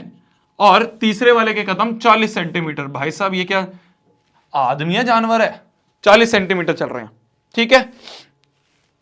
तो ये हमें बोल रखा है कि तीनों के कदम इतने इतने सेंटीमीटर कर रहे हैं। What is the minimum distance question को समझना, क्वेश्चन को समझोगे, ट्रिक लगाओगे, आंसर आएगा। What is the minimum distance each should walk so that each can cover the same distance in the complete steps. बोला यह जा रहा है तीनों को सेम डिस्टेंस कवर करना है, तीनों को सेम डिस्टेंस करना है, ठीक है। तो कितना कितना कितना मिनिमम डिस्टेंस उनको वॉक करना चाहिए, तो हमें बताना है कितना डिस्टेंस उन्हें वॉक करना चाहिए। ये क्या है, ये स्टेप्स का मेजर है, ये स्टेप्स का मेजर है कि भाई 30 सेंटीमीटर चला, फिर एक और 30 सेंटीमीटर चला, फिर एक और 30 सेंटीमीटर चला, फिर 30 सेंटीमीटर चला, ऐसे करते करते कुछ आगे पहुंच जाएगा, कितने भी मीटर सेंटीमीटर कितना पहुंच जाएगा, फिर 36 सेंटीमीटर चलेगा, 36 सेंटीमीटर चलेगा, फिर उसके बाद 40 सेंटीमीटर चलेगा, 40 सेंटीमीटर चलेगा। तो हमें जो 3 क्वांटिटी दे रखी है, हमें बताना है कि सेम डिस्टेंस वो कवर करे। तो अब देखो तीनों क्वांटिटी से एक छोटी क्वांटिटी दिमाग में लो, मैं आपको तरीका बता रहा हूं, मैं आपको तरीका बता रहा हूं। देखो हमें बताना है सेम डिस्टेंस वो कैसे कवर करेंगे। ये स्टेप्स के मेजर हैं, स्टेप्स के मेजर मतलब कदम कितने चल रहे हैं, तो जो कदम है उनका मेजर है, कदम के मेजर है ये डिस्टेंस नहीं है। डिस्टेंस तो हमेशा बड़ा ही होगा यार, डिस्टेंस मतलब 1 किलोमीटर चले, 2 किलोमीटर चले, 10 किलोमीटर चले, 15 किलोमीटर चले, ऐसे ही होगा डिस्टेंस। तो भाई इतना कोई है कि मान लो इन तीनों से कोई छोटी क्वांटिटी ले लूं मैं, मेरे को सोच रहा है आंसर क्या होगा, इन तीनों से बिल्कुल छोटी क्वांटिटी कोई सोच लो भाई, एक है 30, एक है 36, एक है 40, तो क्या आंसर 2 हो सकता है? मैंने बिल्कुल छोटी सी क्वांटिटी इमेजिन कर ली 2, तो क्या आंसर 2 हो सकता है? 2 सेंटीमीटर आंसर हो सकता है कि भाई तीनों 2 सेंटीमीटर चल रहे हैं। अबे भाई उसका कदम ही 30 सेंटीमीटर का है, तो वो 2 सेंटीमीटर कैसे चलेगा? क्या मेरी बात समझ में आ रही है? क्या मेरी बात समझ में आ रही है? अरे यार जब उस बंदे के सबसे छोटा जो चल रहा है उसका एक कदम ही 30 सेंटीमीटर है, तो वो 2 सेंटीमीटर कैसे चल सकता है? इतना सा कदम चलेगा, ऐसे करके ऐसे चलेगा बस, तो 2 सेंटीमीटर तो आंसर नहीं हो सकता। मतलब कि हमें बड़ा आंसर चाहिए, हमें बड़ा आंसर चाहिए, हमें गिवन से बड़ा आंसर चाहिए। ये जो गिवन हमें दे रखे हैं, ये जो गिवन हमें दे रखे हैं, इससे बड़ा आंसर चाहिए, तो हमें एलसीएम चाहिए, हमें एलसीएम चाहिए, हमें गिवन से बड़ा आंसर चाहिए। ये जो तीनों क्वांटिटीज हैं, इन जो तीनों क्वांटिटीज हैं, इस गिवन क्वांटिटीज से, इस गिवन क्वांटिटीज से बड़ा आंसर चाहिए, बड़ा आंसर चाहिए। तो अगर गिवन क्वांटिटी से बड़ा आंसर चाहिए तो एलसीएम लेंगे। तो मतलब हमें क्या करना है, हमें एलसीएम लेना है किस किस का, 30 सेंटीमीटर का, 36 सेंटीमीटर का, 30 सेंटीमीटर, 36 सेंटीमीटर और 40 सेंटीमीटर का। इन तीनों का एलसीएम जो होगा, इट इज योर आंसर। समझ गए? समझ गए? समझ गए? समझ गए? तो हमने सबसे पहले क्या करा, मैं आपको तरीका बता रहा हूं, फिर से देख लो। अब एक है 30, एक है 36, एक है 40। एक बंदा 30 सेंटीमीटर का कदम ले रहा है, एक बंदा 36 सेंटीमीटर के कदम ले रहा है, एक बंदा 40 सेंटीमीटर के कदम ले रहा है। हमें बताना है ये तीनों सेम डिस्टेंस कवर करें। तो मान लो एक तो इनसे छोटी क्वांटिटी मैंने मान ली, बिल्कुल छोटी मान लो 2, तो क्या 2 सेंटीमीटर हमारा आंसर होगा डिस्टेंस में, कि सिर्फ तीनों के तीनों 2 सेंटीमीटर कवर करें। अबे भाई सबसे छोटे के कदम ही 30 सेंटीमीटर के हैं, तो 2 सेंटीमीटर कैसे चलेगा? तो 2 सेंटीमीटर तो आंसर नहीं होगा। मतलब छोटा नहीं निकालना, हमें क्या निकालना है फिर? बड़ा नहीं। छोटा नहीं निकालना तो ऑब्वियस सी बात है, बड़ा 2 ही ऑप्शन है, या तो छोटा या बड़ा। तो छोटा तो हमें नहीं निकालना, तो हमें क्या निकालना है? बड़ा निकालना है। इन तीनों से बड़ी आंसर निकालना है, इन तीनों से बड़ी क्वांटिटी निकालनी है, तो बड़ी के लिए एलसीएम लेंगे, बड़ी के लिए एलसीएम लेंगे। क्या ओलिविया भाभी? अबे भाई मैं कौन सा फ्रांस गया हुआ तो ओलिविया। तो एलसीएम जो है हमें इन तीनों का निकालना है। एलसीएम निकालना आपको आता है? जल्दी बताओ क्या आंसर है। 360 आ गया, 360 आ गया। एक बच्चा क्लास 9th का है, कह रहा है भैया सरफेस एरिया एंड वॉल्यूम का लेक्चर। मेरी जान बिल्कुल ला रहा हूं, मैं ला रहा हूं, मेरे को याद है। मैं 9th का चैनल भूला नहीं हूं, मैं 11th 12th का चैनल भी नहीं भूला हूं, मैं 10th का चैनल भी नहीं भूला हूं, मैं व्लॉग चैनल भी नहीं भूला हूं, मैं नेक्स्ट टॉपर्स भी नहीं भूला हूं। सारे पता है मेरे को, सारी चीजें हमारे दिमाग में चल रही होती है, तो टेंशन मत लो, मैं ला रहा हूं ना यार। 360 इज द आंसर। 360 आ रहा है एलसीएम पक्का? पक्का? मैं मेरे को नहीं पता क्या आ रहा है भाई, मैंने नहीं निकाला। 360 आ रहा है तो बता दो 360 आ रहा है, या निकाल के देखें, निकाल के देखें। 30 का निकाले, अगर हम 30 का निकाले तो 2 15 3 5 जा 15 5 1 जा 5, तो 30 का होगा 2 इंटू 3 इंटू 5। ठीक है, ये 30 का हमने लिख दिया। फिर हमें क्या चाहिए? हमें 36 चाहिए। 36 का क्या होगा? 2 1 जा 2, 2 8 जा 16, 2 9 जा 18, 3 3 जा 9 और 3 1 जा 3। तो जो 36 है वो होगा 2 स्क्वायर इंटू 3 स्क्वायर, ये हो गया 36। 36 के बाद हमें क्या चाहिए? हमें चाहिए 40 का। तो 40 का अगर हम निकालें तो 2 20, 2 10, 2 5 और 5 1, तो 40 जो है वो बन रहा है 2 क्यूब इंटू 5, ये बन रहा है हमारा 40। इन तीनों का एलसीएम निकालना है। तो एलसीएम अगर निकालना है तो जो जो अलग अलग क्वांटिटी दिख रही है उसको ले लो। तो क्या क्या डिफरेंट दिख रहा है? 2 मेरे को दिख रहा है, 3 भी मेरे को दिख रहा है और 5 भी मेरे को दिख रहा है। 2 की कौन सी मैक्सिमम पावर हम ले सकते हैं यहां से? 2 की एक यहाँ 3 है, यहाँ 2 है, यहाँ 1 है, तो 3 की मैक्सिमम पावर क्या मिल रही है हमें? 2 मिल रही है। 5 की मैक्सिमम पावर कौन सी अवेलेबल है? 1 अवेलेबल है। तो 2 क्यूब, 2 2 जा 4, 4 2 जा 8, 3 3 जा 9 और 5, तो 8 5 जा 40 और 4 9 जा 36। 360 is your answer, 360 is your answer. ठीक है, तो ऐसे आप निकाल लोगे। मैंने जिसको नहीं समझ में आया उसके लिए मैंने एलसीएम में निकाल लिया। तो 360 सेंटीमीटर, भाई सारे सेंटीमीटर में चल रहे हैं, तो 360 सेंटीमीटर इज योर आंसर। तो आपको समझ में आ गया, गिवन क्वांटिटी से बड़ी निकालनी है तो एलसीएम, गिवन क्वांटिटी से छोटी निकालनी है तो एचसीएफ। उल्टा है, देखो, बड़ा के लिए लीस्ट कॉमन मल्टीपल निकाल रहे हैं और छोटे के लिए हाईएस्ट कॉमन, तो उल्टा है, ऐसे याद रख लेना।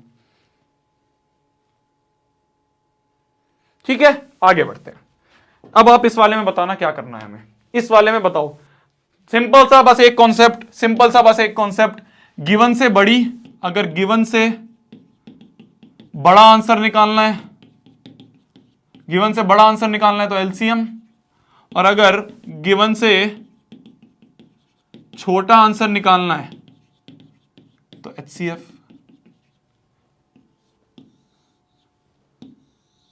ठीक है, एचसीएम नहीं एचसीएफ, एचसीएम लिख दिया मैंने यहां पे, एचसीएफ, ये हो गया।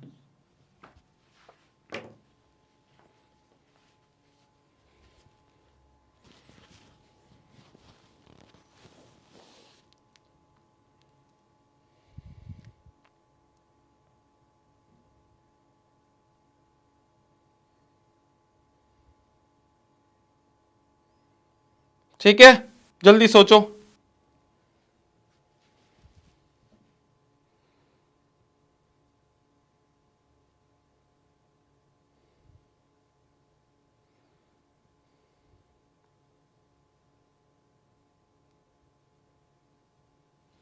भैया गेन नहीं अगेन आएगा, कहां है गेन अगेन? हाँ अगेन है, दे विल मीट अगेन।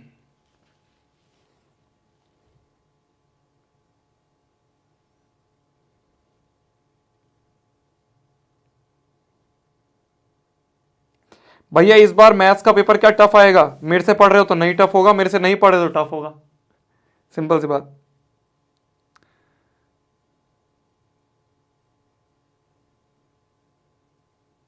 एलसीएम लेंगे एचसीएफ लेंगे? सोचो सोचो सोचो सोचो सोचो सोचो। There is a circular path around a sports field. ठीक है, एक स्पोर्ट्स फील्ड है, उसके अराउंड में सर्कुलर पाथ है। इस सर्कुलर पाथ में प्रिया जो है वो 18 मिनट लेती है एक राउंड को कंप्लीट करने के लिए। मान लो प्रिया यहां से चलनी शुरू हुई, तो यहां से चलनी शुरू हुई, इधर गई, तो यहां से घूम के जब वापस आई तो प्रिया को लग रहे हैं 18 मिनट राउंड को कंप्लीट करने में। और हमारे जो दूसरे भाई हैं रवीश, रवीश भाई को टाइम लग रहा है कितना? 12 मिनट। तो रवीश भाई जब राउंड कंप्लीट करेंगे तो रवीश जल्दी कर रहे हैं, प्रिया को थोड़ा सा ज्यादा टाइम लग रहा है। Suppose they both start at the same point, दोनों ने सेम पॉइंट से स्टार्ट करा, ठीक है, and at the same time, तो दोनों ने सेम टाइम पे सेम पॉइंट से स्टार्ट करा, and go in the same direction. अरे मान लिया भाई, ठीक है, एक के पीछे एक जाएगा, साथ में चलेंगे। After how many minutes they will meet again at the starting point. भाई वो यहां से चलना शुरू करेंगे तो ये 18 मिनट में यहां वापस आएगी, ये 12 मिनट में यहां वापस आएगा, फिर वो जब जैसे ही 12 मिनट में यहां वापस आएगा, रुकेगा कोई इसके लिए? तो चलता रहेगा आगे चलता रहेगा, ऐसे वो 18 मिनट तक चलती रहेगी। तो एक 18 मिनट फिर आगे चलेगी, फिर ये भी 12 मिनट, फिर आगे भी चलता रहेगा। तो मान लो 2 राउंड हो गए, 3 राउंड हो गए, कितने भी हो गए, तो कितनी देर बाद वो यहां मिलेंगे? तो हमारे पास 2 क्वांटिटी हैं, सोचो हमारे पास 2 क्वांटिटी हैं, एक है 12 और एक है 12 मिनट। हमें टाइम निकालना है ना, एक है 12 मिनट, एक है 18 मिनट, एक है 12 मिनट और एक है 18 मिनट। तो हमें बताना है कितनी देर बाद ये दोनों यहां मिलेंगे। तो एक तो इनसे छोटा इमेजिन कर लेते हैं, बिल्कुल छोटा, वापस से 2 इमेजिन करें। क्या 2 मिनट बाद दोनों मिल जाएंगे स्टार्टिंग पॉइंट पे वापस? क्या 2 मिनट बाद दोनों के दोनों स्टार्टिंग पॉइंट पे आ जाएंगे? इसको तो भाई साहब 12 मिनट लग रहे हैं, इसको 18 मिनट लग रहे हैं, 2 मिनट में पहुंच गए दोनों स्टार्टिंग पॉइंट पे। ऐसा हो सकता है? लॉजिक लॉजिक 2 मिनट के अंदर अंदर मैंने एक छोटी क्वांटिटी इमेजिन करी, बिल्कुल छोटी, तो मैंने छोटी मान लो 2, तो क्या 2 मिनट में दोनों के दोनों वापस यहां घूम के आ जाएंगे? अबे भाई इसको लगी 12 मिनट रहे हैं, इसको लगी 18 मिनट रहे हैं, तो 2 मिनट में कैसे वापस आ जाएंगे? तो मतलब हमें गिवन से बड़ी क्वांटिटी निकालनी है। छोटी से बात नहीं बन रही हमारी, 2 मिनट से बात नहीं बन रही, 3 मान लो, 4 मान लो, 5 मान लो, छोटी से बात नहीं बन रही, हमें दोनों से बड़ी क्वांटिटी निकालनी है। बड़ी क्वांटिटी निकालनी है तो एलसीएम ले लेंगे, एलसीएम ले लेंगे 12 और 18 का। बताओ आंसर क्या आ रहा है? एलसीएम ऑफ 12 और 18 बताओ क्या आ रहा है? एलसीएम ऑफ 12 और 18, एलसीएम ऑफ 12 और 18 36, 36 आ रहा है सबका। एलसीएम ऑफ 12 और 18 इज 36 आ रहा है। एलसीएम ऑफ 12 और 18 इज 36 आ गया, आ गया, आ गया। तो एलसीएम ऑफ 12 और 18 इज 36, बस सिंपल था। हमने कहा भाई एक छोटी क्वांटिटी इमेजिन करते हैं, मैंने कहा 2, क्या 2 मिनट पे दोनों मिल जाएंगे? नहीं मिलेंगे, तो मतलब मेरे को छोटी नहीं चाहिए, मेरे को बड़ी चाहिए। छोटी नहीं चाहिए तो ऑब्वियस सी बात है, दूसरा ऑप्शन क्या है? बड़ी। बड़ी के लिए एलसीएम लेना है, बड़े के लिए एलसीएम लेना है। तो ये जो ट्रिक है ये आपको बहुत जगह मिलेगी यार, बहुत कॉमन हो गई है, मैंने देखा तो, बट आपको समझ में आ गई है चीज, है ना?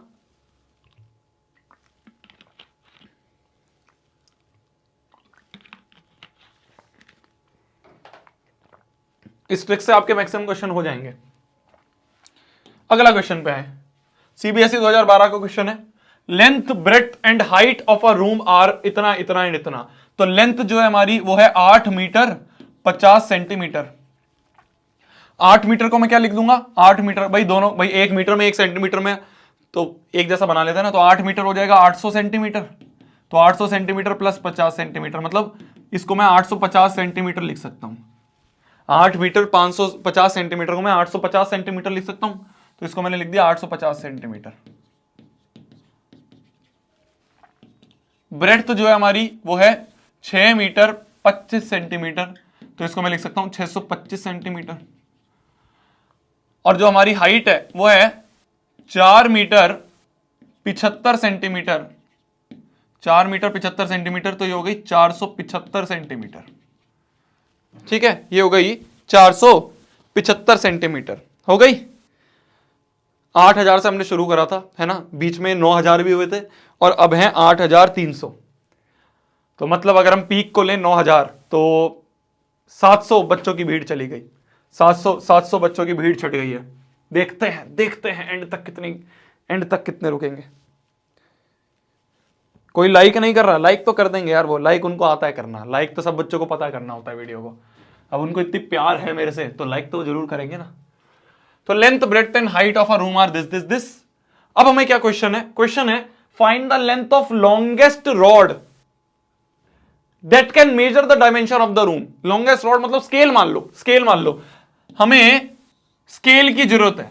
कभी भी ना क्वेश्चन पे मत जाना, ये मत सोचना लॉन्गेस्ट पूछा है, बड़ा पूछा है तो एलसीएम ले लेता हूं। नहीं, कभी भी क्वेश्चन पे मत जाना, समझना क्वेश्चन को। ये मत सोचना लॉन्गेस्ट लिखा है तो कुछ टीचर्स ऐसे बताते हैं स्मॉलेस्ट है तो एलसीएम ले लो, लॉन्गेस्ट है तो एचसीएफ ले लो। ऐसे मत लिखना, ऐसे मत समझना। जो मैंने आपको बताई है ट्रिक उससे समझना। तो हमें एक मान लो एक स्केल की जरूरत है, एक ऐसे स्केल की जो कि इन तीनों को मेजर कर पाए। एक रूम है, रूम की लेंथ हमें पता है, रूम की ब्रेड्थ हमें पता है, रूम की हाइट हमें पता है। तो एक ऐसे स्केल की जरूरत है, स्केल या रॉड जो भी बोला है, जो कि इन तीनों डायमेंशन को मेजर कर पाए। ठीक है, हमें लेंथ दे रखी है, हमें ब्रेड्थ दे रखी है और हमें हाइट दे रखी है रूम की। तो एक ऐसे स्केल की जरूरत है जो तीनों को मेजर कर पाए। तो 3 क्वांटिटी हमारे पास, 850, 625, 475। ठीक है, अब हमें देखना हमारा आंसर क्या होगा। तीनों से बड़ा होगा, अगर तीनों से बड़ा होगा आंसर तो एलसीएम लेंगे, तीनों से छोटा होगा आंसर तो एचसीएफ लेंगे। दिमाग में सोचते हैं थोड़ा सा। इन तीनों से अगर हम कोई छोटी क्वांटिटी ले लें, मान लो मैंने ले लिया 5 सेंटीमीटर, तो क्या 5 सेंटीमीटर का स्केल इसको मेजर कर पाएगा? 850 सेंटीमीटर को भाई 5 5 5 5 5 5 करते 850 में पहुंच जाऊंगा। 625 को कर पाएगा 5 5 5 5 करते करते पहुंच जाऊंगा मैं। 475 को कर पाएगा? 5 5 5 5 5 5 करते करते मैं 475 पे पहुंच जाऊंगा। ठीक है, अगर मैं बड़ी ले लूं इन तीनों से कोई क्वांटिटी, 1000 ले लूं, मैंने 1000 मीटर का स्केल ले लिया, तो 1000 मीटर का स्केल जो होगा, इतना बड़ा स्केल जो होगा, वो क्या 850 वाले को मेजर कर पाएगा? भाई मेरे को 850, भाई हमारा ये रूम मान लो, हमारा ये रूम है, ठीक है, हमारा ये रूम है, ये हमारा रूम है, ये जो है ये 850 मीटर है, ये 850 मीटर है मान लो, ठीक है, या ये तो ब्रेड्थ हो गई आपकी, मैं लेंथ की बात कर रहा हूँ। लेंथ जो है हमारी यहां से यहां तक 850 मीटर की है, ठीक है। मेरे पास अगर कोई छोटा सा स्केल होगा, तो छोटे से स्केल को मैं क्या करूंगा, ये मान लो ये छोटा सा स्केल है, इस छोटे से स्केल से मैं पहले यहां मेजर करूंगा, फिर एक मार्क लगा के आगे मेजर करूंगा, फिर एक मार्क लगा के आगे मेजर करूंगा, फिर एक मार्क लगा के आगे मेजर करूंगा, ऐसे करते करते मैं छोटे स्केल से मेजर कर पाऊंगा। छोटे से तो कर पा रहा हूं मैं बड़ा स्केल लिया है, मैं 1000 मीटर का स्केल ले आया, मैं 1000 मीटर का स्केल ले आया, इतना बड़ा स्केल पहले तो मैं लेके आया गाड़ी में, और उससे मैं सोचूं इसको मेजर कर लूं, हो पाएगा? नहीं हो पाएगा। इतने बड़े की क्या जरूरत है हमें, रूम ही हमारा छोटा सा है, तो इतने बड़े स्केल को हम यहां पे फिट कैसे कर पाएंगे? थोड़ा सा लॉजिक की बात समझो। बड़े स्केल से आप छोटी क्वांटिटी कैसे मेजर करोगे? नहीं कर पाओगे। बड़े स्केल से आप छोटी क्वांटिटी कैसे मेजर करोगे? नहीं कर पाओगे। तो बड़े इसकी आंसर की जरूरत नहीं है, हमें बड़े आंसर की जरूरत नहीं है, हमें छोटे आंसर की जरूरत है। तो जब भी हमें छोटे आंसर की जरूरत होती है, हम HCF निकालेंगे। जब भी हमें छोटे आंसर की जरूरत होगी तो हम HCF निकालेंगे। तो यहां पे हमें HCF चाहिए, किस किस का? 850 का, 625 का और 700 475 का। आप ये मत सोचो कि भैया बड़ा स्केल होगा तो थोड़ा सा बाहर निकलेगा, उससे पता तो चल जाएगा। अरे यार ऐसे मत सोचो कि तुम्हारे घर का कमरा है वो, मान लो एक क्यूबॉइड है बस, उस क्यूबॉइड के अंदर तुम हो, तो उसको फिट कैसे करोगे? इतने बड़े स्केल को फिट कैसे करोगे? तो मुड़ जाएगा, टूट जाएगा। समझ पा रहे हो मेरी बात को? ये मत सोचो भैया थोड़ा सा बाहर निकल जाएगा, क्या हो गया यार, हमारे पास है इतना सा रूम बस, उसमें कैसे फिट करोगे? कौन कौन भैया की शादी में आएगा? खाना दिलाओगे तो मैं भी आऊंगा। कहां हो रही है बताओ? तो हमें क्या निकालना है? हमने 1 किलोमीटर का स्केल ले लिया, कैसे आ जाएगा?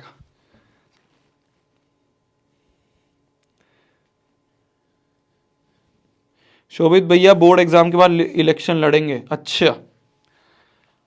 तो हमें बताना है इन दोनों का HCF कैसे निकालोगे? HCF निकालने के लिए इसका प्राइम फैक्टराइजेशन, इसका प्राइम फैक्टराइजेशन, इसका प्राइम फैक्टराइजेशन और कॉमन निकाल लो। क्या आ रहा है? 25 आ रहा है, 25 आ रहा है तीनों का HCF 25 आ रहा है। This is your answer, 25 is your answer, 25 centimetre is your answer, ठीक है,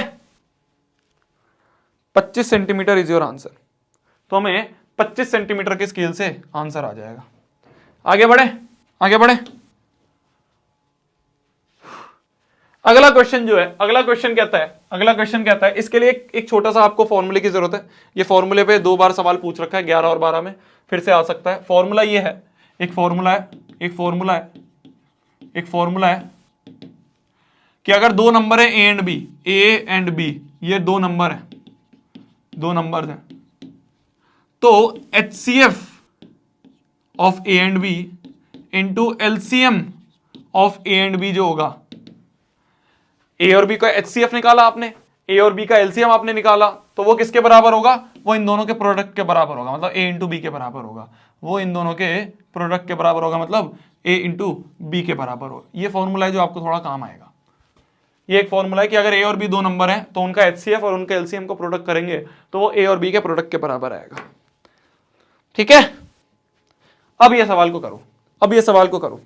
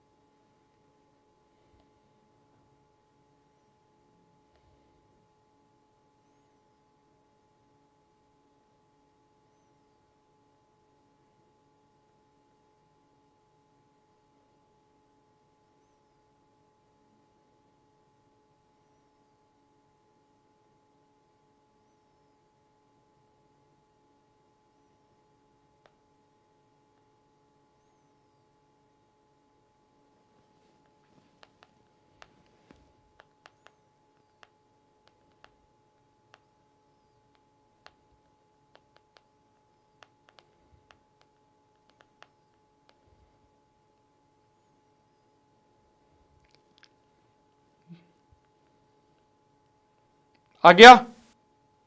आर की वैल्यू निकालनी है। देखो हमें दे रखा है दो नंबर है 253 और 440। दो नंबर है कौन कौन से, 253 और 440, ये दो नंबर हमें दे रखे हैं। इन दोनों का हमें HCF दे रखा है 11, LCM दे रखा है इतना। हमें आर की वैल्यू निकालनी है। हमें पता है HCF of 253 440 into LCM of, ये फॉर्मूला हमने जो ये पढ़ा, LCM ऑफ 253 440 जो होगा ये होगा 253 इंटू 440 के बराबर। भाई दोनों का LCM और दोनों का HCF का प्रोडक्ट, दोनों के नंबर के प्रोडक्ट के बराबर होगा। HCF हमें क्या दे रखा है, HCF हमें दे रखा है 11, LCM हमें क्या दे रखा है 253 इंटू आर, 253 इंटू आर, यह हमें LCM दे रखा है, इक्वल टू 253 इंटू 440। तो इजी पीजी है ये तो, 253 से 253 या 11 चौके तो 40, तो आर की वैल्यू यहां से आ गई 40। आर की वैल्यू यहां से आ गई 40। ठीक है, आर की वैल्यू आ गई 40। सिंपल सा एक फॉर्मूला है, A into B equal to HCF of A B into LCM of A B. इसी फॉर्मूले से आप ये वाला सवाल भी कर सकते हो। इसी फॉर्मूले से आप ये वाला सवाल भी कर सकते हो जो हमने यहाँ पे अलग अलग से निकाला था, जो आपने अलग अलग से निकाला था, इसी फॉर्मूले से आप कर सकते हो।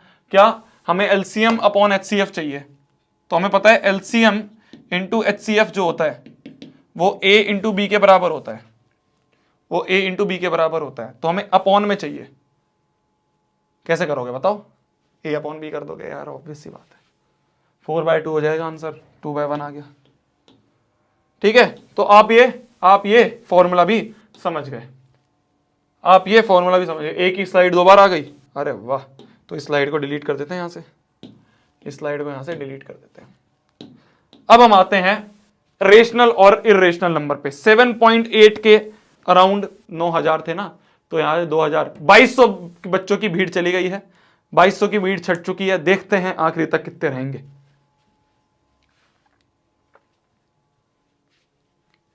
भैया आपकी शादी में आऊंगा।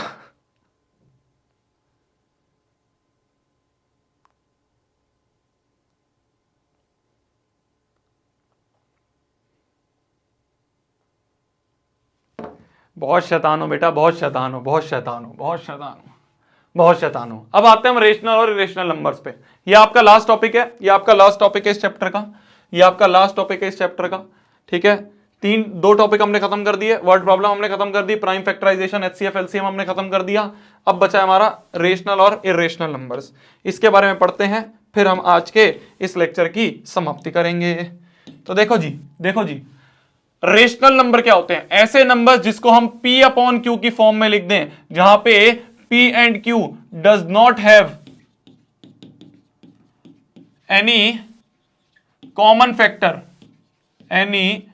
फैक्टर, इसे हम कहते हैं रेशनल नंबर्स। तो rational numbers are the numbers in the form of P upon Q, जिसमें P और Q के कोई और कॉमन फैक्टर नहीं होते। क्या बोल दिया आपने भैया, जैसे कि मान लो 7/6, ये एक रेशनल नंबर है, रेशनल नंबर है, P अपॉन Q के फॉर्म में है। और भैया आपने ये क्या लिखा, P and Q does not have any common factor, मतलब देखो अभी इसके बाद और नहीं कट सकते, अब ये इसके बाद और नहीं कर सकते। जैसे कि 14/12 है, मान लो 14/12 है, तो क्या ये रेशनल नंबर है? नहीं, अभी नहीं है ये रेशनल नंबर। इसमें इन दोनों के कॉमन फैक्टर्स अभी दिख रहे हैं हमें, 2 7 14, 2 6 12। तो अब जो 7/6 बन रहा है, अब ये रेशनल नंबर है। तो कोई भी कॉमन फैक्टर नहीं होना चाहिए, बिल्कुल लीस्ट वाला वर्जन होना चाहिए। सब कट पीट के जो वर्जन बन रहा है उसे हम क्या कहेंगे, उसे हम रेशनल नंबर कहेंगे, उसे हम रेशनल नंबर कहेंगे। तो P and Q does not have any common factor, ये वाला आपको चीज समझ में आ गई है ना। ये हमने रेशनल नंबर पढ़े। अब अगर हम बात करें इर्रेशनल नंबर की, इर्रेशनल नंबर क्या होते हैं? इर्रेशनल नंबर आपके ये √2, √5, √7, रूट ओवर ऑफ एनी, आप ये मान सकते हो प्राइम नंबर। ये हमारे क्या बनते हैं, √2 प्लस √3, ये बन गए √7 - 3, 4 प्लस ऐसे 4 √3 है ना, 4 प्लस √2, ये सारे क्या है हमारे, ये सारे हमारे इर्रेशनल नंबर बन गए। ठीक है, ये सारे हमारे इर्रेशनल नंबर बन गए। हमारे चैप्टर में क्या चीज है, हमारे चैप्टर में एक बहुत ही फेमस क्वेश्चन है, हमारे चैप्टर में एक बहुत ही फेमस क्वेश्चन है जो कि है प्रूफ ऑफ इर्रेशनैलिटी। जैसे कि प्रूव दैट √2 इज इर्रेशनल, हमें प्रूव करना है कि ये इर्रेशनल नंबर है, हमें प्रूव करना है कि ये एक इर्रेशनल नंबर है। अब इसका जो प्रूफ है, ये आपके एग्जाम में बहुत बार सीबीएसई ने पूछ रखा है, 2 नंबर में, 3 नंबर में पूछ रखा है, ठीक है। तो इसलिए अलग अलग तरीके हैं, कुछ टीचर्स कुछ तरीके से करवाते हैं, कुछ टीचर्स कुछ तरीके से करवाते हैं। मेरा जो तरीका है, जो मैं सब बच्चों को पढ़ाता हूं, वो मैं आपको यहां पे बताने वाला हूं। अगर आपके मास्टर ने किसी और तरीके से बताया, अगर आपको ऐसा लग रहा है कि ये तरीका थोड़ा बड़ा है, तो आप इससे मत करना, उससे करना, नंबर सबसे बराबर मिलते हैं। और अगर कोई ऐसा बच्चा है जिसको अभी तक नहीं पता क्या तरीका है, तो उसको मैं बता रहा हूं ना, उसको मैं बता रहा हूं, ठीक है, ठीक है। तो अब हम क्या करने वाले हैं, अब हम करने वाले हैं proof of irrationality. Proof of irrationality, ये हमारा अगला टॉपिक है। हमें प्रूफ करना है रूट 2 इज इर्रेशनल नंबर।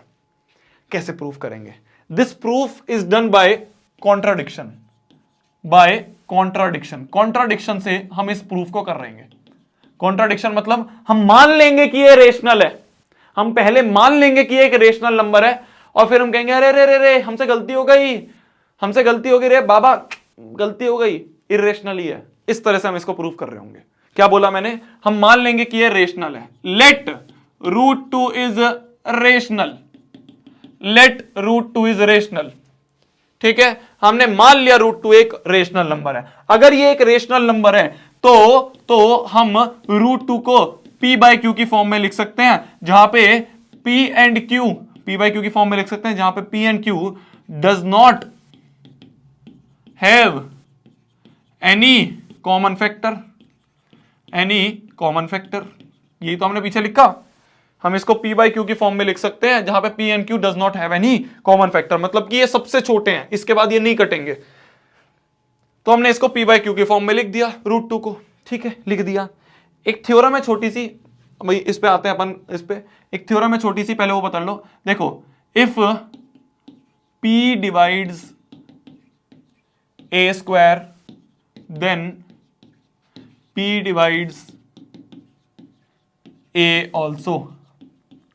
छोटी सी थ्योरम है, यहां पे ये इस p से कोई रिलेशन नहीं है, इस p से कोई रिलेशन नहीं है, ये मैं आपको ऐसी एक थ्योरम बता रहा हूं।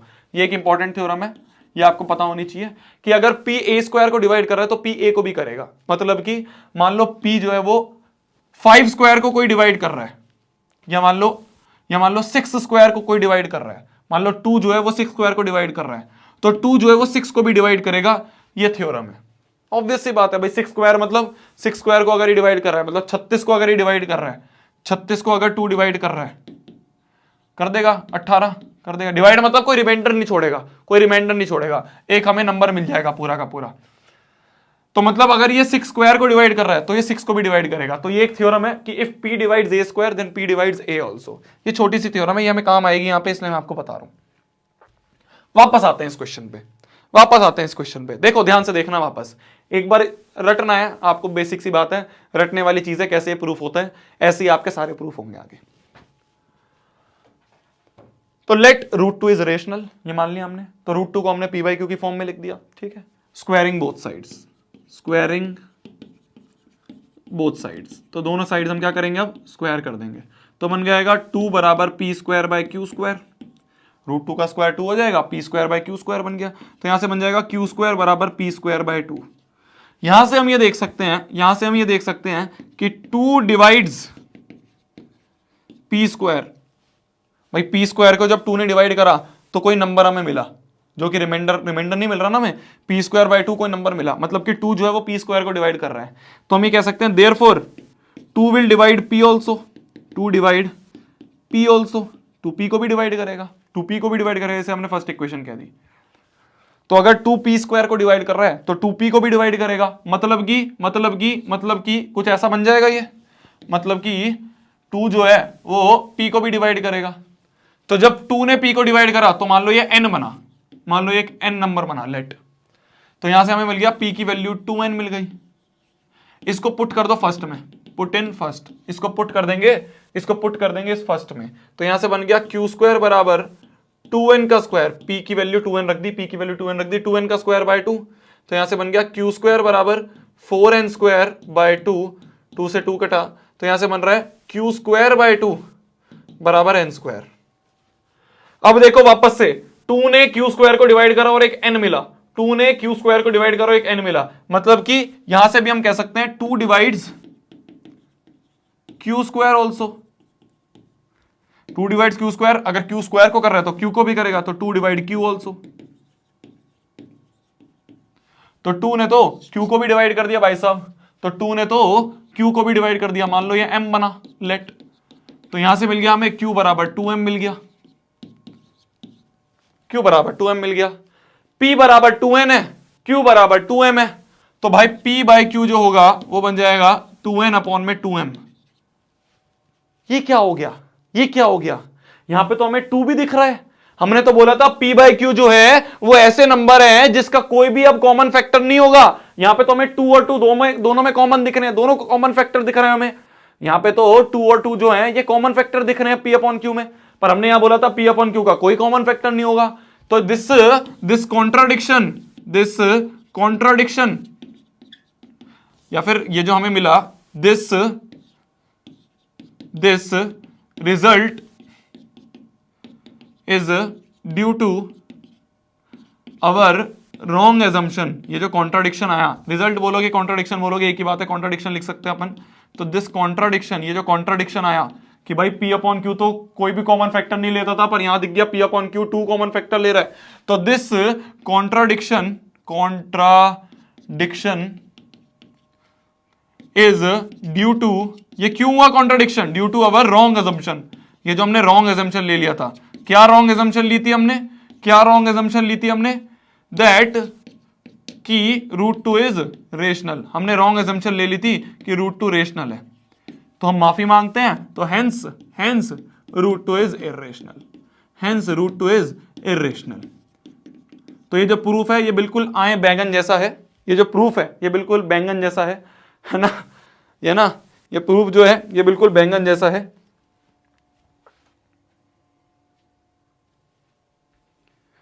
अभी एक बार और करेंगे, हाँ एनसीईआरटी में अलग तरीका है, किसी टीचर अलग करवाते हैं, मेरे को पता है, हमारे मास्टर ने भी कुछ मास्टर्स ने अलग करवाया था, कुछ मास्टर ने अलग करवाया था, हमारे को ये पता था, हमें ये समझ में आ गया, हमने कहा ठीक है, तो जिसको जो समझ में आ गया, जिसको जो समझ में आ गया वो वैसे यूज कर लेगा, जिसको जो समझ में आ गया वो वैसे यूज कर लेगा। तो देखो स्टेप्स हैं, स्टेप्स समझो, स्टेप्स क्या है, मान लिया रूट 2 रेशनल है, अगर रेशनल है तो p अपॉन क्यू में होगा, स्क्वायर कर दिया, मेरे को मिल गया 2 बराबर P square by Q square, तो क्यू स्क्वायर इधर गया, 2 इधर गया, तो क्यू स्क्वायर बराबर पी स्क्वायर बाय 2 हो गया।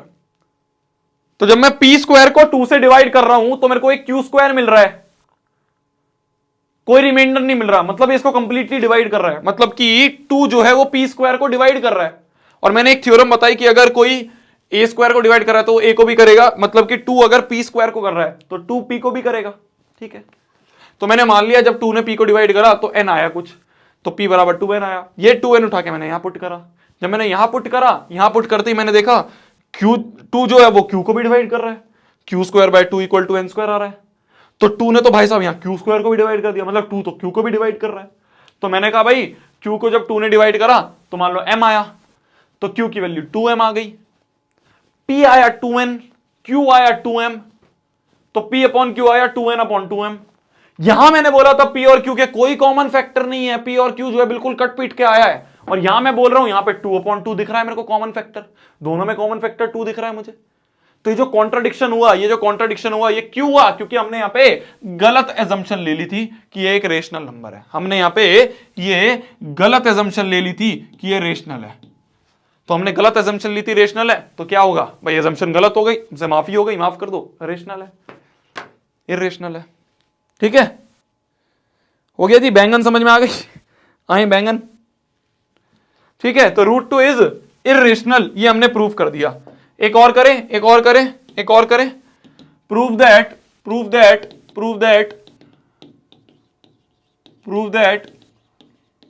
रूट 7 इज इर्रेशनल, हमें प्रूव करना है रूट 7 इज इर्रेशनल।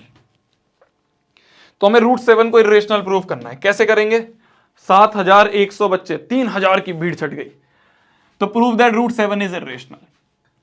कैसे करेंगे देखो, कैसे करेंगे देखो, मान लेंगे रूट 7 जो है वो रेशनल है, मान लेंगे रेशनल है। अगर रेशनल है तो रूट 7 को मैं लिख दूंगा p अपॉन क्यू, जहां पे p and q does not have common factors, जहां पे p और q के कोई भी कॉमन फैक्टर्स नहीं होंगे, ठीक है। स्क्वायरिंग बोथ साइड्स कर दूंगा मैं, स्क्वायरिंग बोथ साइड्स कर दूंगा मैं,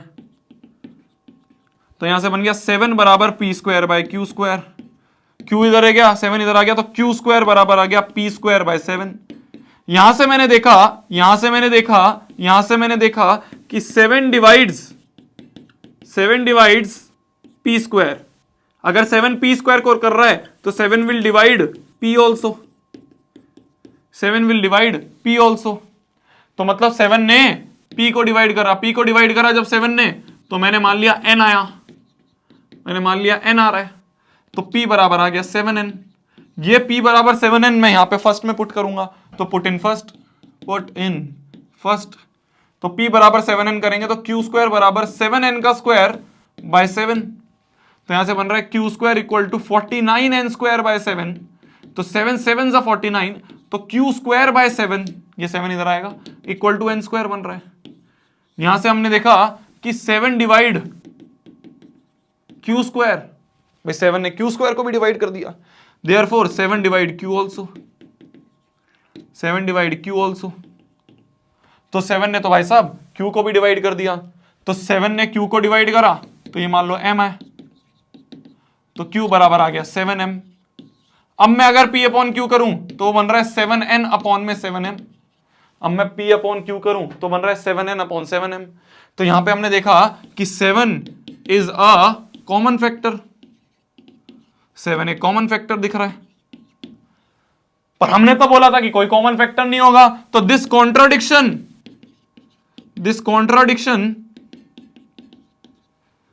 is due to our wrong assumption. हमने क्या रॉन्ग एजम्पशन ले ली थी? That √7 is irrational. हमने एजम्पशन ले ली थी कि √7 इज रेशनल, हमने तो मान लिया था √7 रेशनल है, तो ये एजम्पशन हमारी गलत हो गई, तो हेंस √7 इज इरेशनल। ठीक है जी, ये बात हो गई हमारी √7 की। ठीक है। अब कुछ क्वेश्चंस कैसे आते हैं हमें, कुछ क्वेश्चन जो सीबीएसई ने और भारी पूछने लग गए, उसके पीछे एक कॉन्सेप्ट है छोटा सा, ही देख लो। रेशनल प्लस रेशनल क्या होगा, या रेशनल माइनस रेशनल क्या होगा, या रेशनल इंटू रेशनल करेंगे तो क्या होगा, या रेशनल अपॉन रेशनल करेंगे तो क्या होगा, बताओ। कोई भी रेशनल ले लो, 1/2, तो 1/2 प्लस 1/2, तो 1/2 प्लस 1/2 1 भी रेशनल है। तो रेशनल प्लस रेशनल कर लो तो भी रेशनल मिलेगा, रेशनल माइनस रेशनल कर लो तो भी रेशनल मिलेगा, रेशनल इंटू रेशनल करोगे तो भी रेशनल मिलेगा, और रेशनल अपॉन रेशनल करोगे तो भी रेशनल मिलेगा, हमेशा। इर्रेशनल की बात करें हम, इर्रेशनल प्लस माइनस इर्रेशनल अगर हम कर लें, इर्रेशनल प्लस माइनस इर्रेशनल कर लें, तो मान लो इर्रेशनल में, या भी पहले प्लस की बात कर लें, हम खाली प्लस की बात कर लें, इर्रेशनल माइनस इर्रेशनल की बात करेंगे, इर्रेशनल इंटू इर्रेशनल की बात करेंगे, और इर्रेशनल अपॉन इर्रेशनल की बात करेंगे। अगर इर्रेशनल में इर्रेशनल जोड़ दूं मैं, मान लो √2 में मैं √2 जोड़ दूं तो बन जाएगा 2√2, ठीक है। √2 में मैं माइनस √2 जोड़ दूं, √2 में मैं माइनस √2 जोड़ दूं तो बन जाएगा 0। अब बन गया रेशनल, 0 रेशनल है भाई, 0 रेशनल है ना, 0/1 p अपॉन q फॉर्म आ गया। मान लो यहां √2 ले लिया, यहां √2 ले लिया, तो बन गया अपना √2 माइनस √2 0, और मैंने ले लिया √2 और एक ले लिया √3, तो √2 माइनस √3 क्या बन रहा है, वो तो इर्रेशनल बन रहा है। तो हम ये कह सकते हैं कि इस केस में कैन नॉट से कभी रेशनल बनेगा, कभी इर्रेशनल बनेगा। तो इर्रेशनल के केस में हम नहीं बता सकते कि क्या आंसर होगा। और अगर इर्रेशनल प्लस रेशनल हो जाए, या इर्रेशनल माइनस रेशनल हो जाए, या इर्रेशनल इंटू रेशनल हो जाए, या इर्रेशनल अपॉन रेशनल हो जाए, कुछ ऐसा हो जाए तो क्या होगा, इर्रेशनल और रेशनल होगा, तो irrational plus rational, irrational minus rational हो जाए, इस केस में क्या होगा बताओ। हाँ, बोथ की बात कर रहा हूं ना, अब बताओ बोथ में क्या होगा, बोथ में क्या होगा, बोथ में क्या होगा भाई। मान लो रेशनल में इर्रेशनल जोड़ दूं मैं, मान लो 2 में √2 जोड़ दूं, 2 प्लस √2 इर्रेशनल बन रहा है, 1 प्लस रूट टू इरेशनल बन रहा है, 0 प्लस रूट टू इरेशनल बन रहा है, तो यहां पे तो हर केस में इरेशनल मिलेगा। ऐसे माइनस में भी इरेशनल मिलेगा। मल्टीप्लाई में root two into two root two बन रहा है, irrational. Root two into 3 irrational, तो ये भी इरेशनल मिलेगा। एक्सेप्ट रेशनल 0 हो जाए। जब रेशनल 0 होगा तो रेशनल मिलेगा, बाकी हर केसेस में हमें इरेशनल मिलेगा। सिमिलरली यहां पे रेशनल नॉट इक्वल टू 0 होना चाहिए, वरना ये भी हमेशा इरेशनल मिलेगा। तुरुत्तु, ठीक है। तो ये हमारा छोटी सी बात है। इस केस में हम कुछ नहीं कह सकते, इस केस में हमेशा रेशनल, इस केस में हमेशा इरेशनल, बस R 0 नहीं होना चाहिए, ठीक है।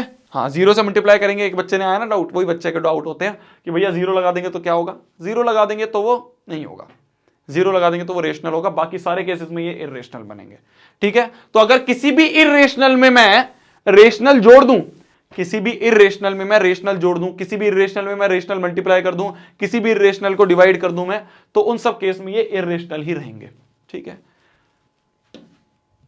क्वेश्चन क्या बनता है, prove that 2 plus root 2 is irrational. Prove that 2 plus root 2 is irrational, ये हमें प्रूव करना है। इसको कैसे करेंगे, देखो वापस से कॉन्ट्राडिक्शन कि let 2 plus root 2 is rational.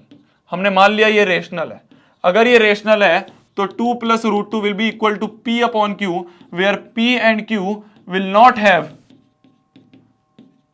Any common factors नहीं होंगे इनके। इस P अपॉन Q को इधर ले जाता हूं, रूट 2 को इधर ले जाता हूं, या 2 को इधर ले जाता हूं, तो ये बन गया root 2 equal to P upon Q minus 2। ये बन गया। अगर मैं राइट हैंड साइड को देखूं तो P अपॉन Q है, रेशनल है, माइनस ये भी रेशनल है, और रेशनल में अगर मैं रेशनल माइनस करूंगा, तो रेशनल ही मिलेगा। तो ये वाली साइड तो मेरे को रेशनल मिल रही है भाई, राइट हैंड साइड तो मेरे को रेशनल मिल रही है। और अभी थोड़ी देर पहले मैंने ये प्रूव करा कि ये इरेशनल है। अभी थोड़ी देर पहले मैंने ये root two equal to root two is irrational, ये मैंने प्रूव करा। रूट टू इज इरेशनल, ये मैंने प्रूव करा। तो मेरी जो LHS है, ये LHS जो है ये मेरे को इरेशनल मिल रही है। आपको डायरेक्ट ऐसे नहीं लिखना एग्जाम में कि ये इरेशनल मिल रहा है, आपको प्रूव करना है। नाउ चेकिंग रूट टू, ऐसे करके आप आगे लिखोगे ऐसे कि चेकिंग रूट टू करके आप आगे ऐसे लिखोगे। यहां पे लिखोगे आप चेकिंग अबाउट रूट टू। फिर आप रूट टू का कैसे चेक करोगे, रूट टू का ऐसे चेक करोगे जैसे आपने यहां पे चेक करा, ये ऐसे करके आप पूरा चेक करोगे। तो ऐसे चेक करने के बाद आप कहोगे कि भाई रूट टू जो है वो इरेशनल है। RHS रेशनल, LHS इरेशनल, दोनों इक्वल कैसे हो सकते हैं? LHS can not be equal to RHS। भाई LHS जो है वो हमारा इरेशनल है, RHS जो है वो हमारा रेशनल है। Both can not be equal, तो बोथ इक्वल नहीं हो सकते, पर यहां पे तो इक्वल दिख रहे हैं। तो ये इक्वल क्यों दिख रहे हैं? दिस कॉन्ट्राडिक्शन, ये जो इक्वल हमें दिख रहे हैं, ये जो कॉन्ट्राडिक्शन हमें मिली है, this contradiction is due to our wrong assumption. तो हमने जो रॉन्ग एजम्पशन ली, क्या रॉन्ग एजम्पशन ली हमने क्या रॉन्ग एजम्पशन ले ली? ये कि 2 प्लस रूट 2 इज इरेशनल। ये हमने गलत एजम्पशन ले ली कि ये रेशनल है। हमने गलत एजम्पशन ले ली कि ये रेशनल है, तो हमने गलत ली थी, तो अब हम माफी मांग रहे हैं। तो hence 2 plus root 2 is irrational. क्या मेरी बात समझ में आई? भैया पहले रूट 2 को इरेशनल प्रूफ करना पड़ेगा, बिल्कुल करना पड़ेगा, क्योंकि एग्जाम में कोई लिखोगे कि हमने तो अपनी कॉपी में रूट 2 को इरेशनल प्रूफ कर दिया था, वो कहेगा तुम्हारी कॉपी का मेरे को क्या लेना देना, तुम अभी प्रूफ करके बताओ। तो तुम इस स्टेप के बाद चेक करोगे अबाउट रूट 2। कैसे चेक करोगे? वो पूरा √2 को भी इरेशनल मानोगे, P अपॉन Q में लिखोगे पूरा स्क्वायर वायर करके, एंड में आप बताओगे कि √2 जो है वो इरेशनल आ रहा है, पूरा बीच में आप वही लिखोगे जो अभी हमने पीछे प्रूफ करा। तो आपने पूरा यहां पे प्रूफ लिखा, होल प्रूफ यहां पे लिख दो, मैं लिख रहा हूं यहां पे राइट कंप्लीट प्रूफ। तो यहां पे आप कंप्लीट प्रूफ लिखोगे, कंप्लीट प्रूफ करने के बाद आप कहोगे √2 तो इरेशनल है। तो आप अब कहोगे कि LHS इरेशनल बन रहा है, RHS रेशनल बन रहा है, तो ये तो गलत हो गया भाई, दोनों इक्वल नहीं हो सकते। तो ये कॉन्ट्रडिक्शन क्यों आया? क्योंकि हमने यहां पे इसको रेशनल मान लिया था, क्योंकि हमने यहां पे इसको रेशनल बना लिया था। ठीक है, ठीक है, ठीक है, ठीक है। इस तरह से आप इसको प्रूफ करोगे। सिमिलरली अगर आपको इस तरह से आ जाए, सिमिलरली अगर आपको इस तरह से आ जाए कि सिमिलरली आपको इस तरह से आ जाए कि प्रूव दैट 4√5 इज इरेशनल, या हमें प्रूव करना है 4√5 इज इरेशनल, तो हम कैसे प्रूव करेंगे? सिंपल है, कॉन्ट्रडिक्शन, कि लेट 4√5, जब भी आपको ये प्रूव करना होगा सिंपल सी बात है, कॉन्ट्रडिक्शन मानोगे, मान लेंगे कि ये रेशनल है। अगर ये रेशनल है तो 4√5 को आप लिख दोगे P अपॉन Q। तो आपने क्या करा, P अपॉन Q, तो ये √5 इधर का इधर ही रहने दिया और 4 इधर ले गए, तो P बाई Q इंटू 1/4, ये ऐसे बन गया। यहां पे ये रेशनल, तो दोनों रेशनल इंटू रेशनल, ये रेशनल होगा, रेशनल इंटू रेशनल होगा। पर ये जो है ये आप यहां पे प्रूफ करोगे, यहां पे आप प्रूफ करोगे, right proof that it is irrational, ये यहां पे प्रूफ कर दोगे। आप कैसे प्रूफ करोगे? बिल्कुल वैसे ही कि इसको मान लोगे ये मेल रेशनल है, equal to P/Q squaring both sides करके आप बता दोगे कि √5 क्या है, इरेशनल है।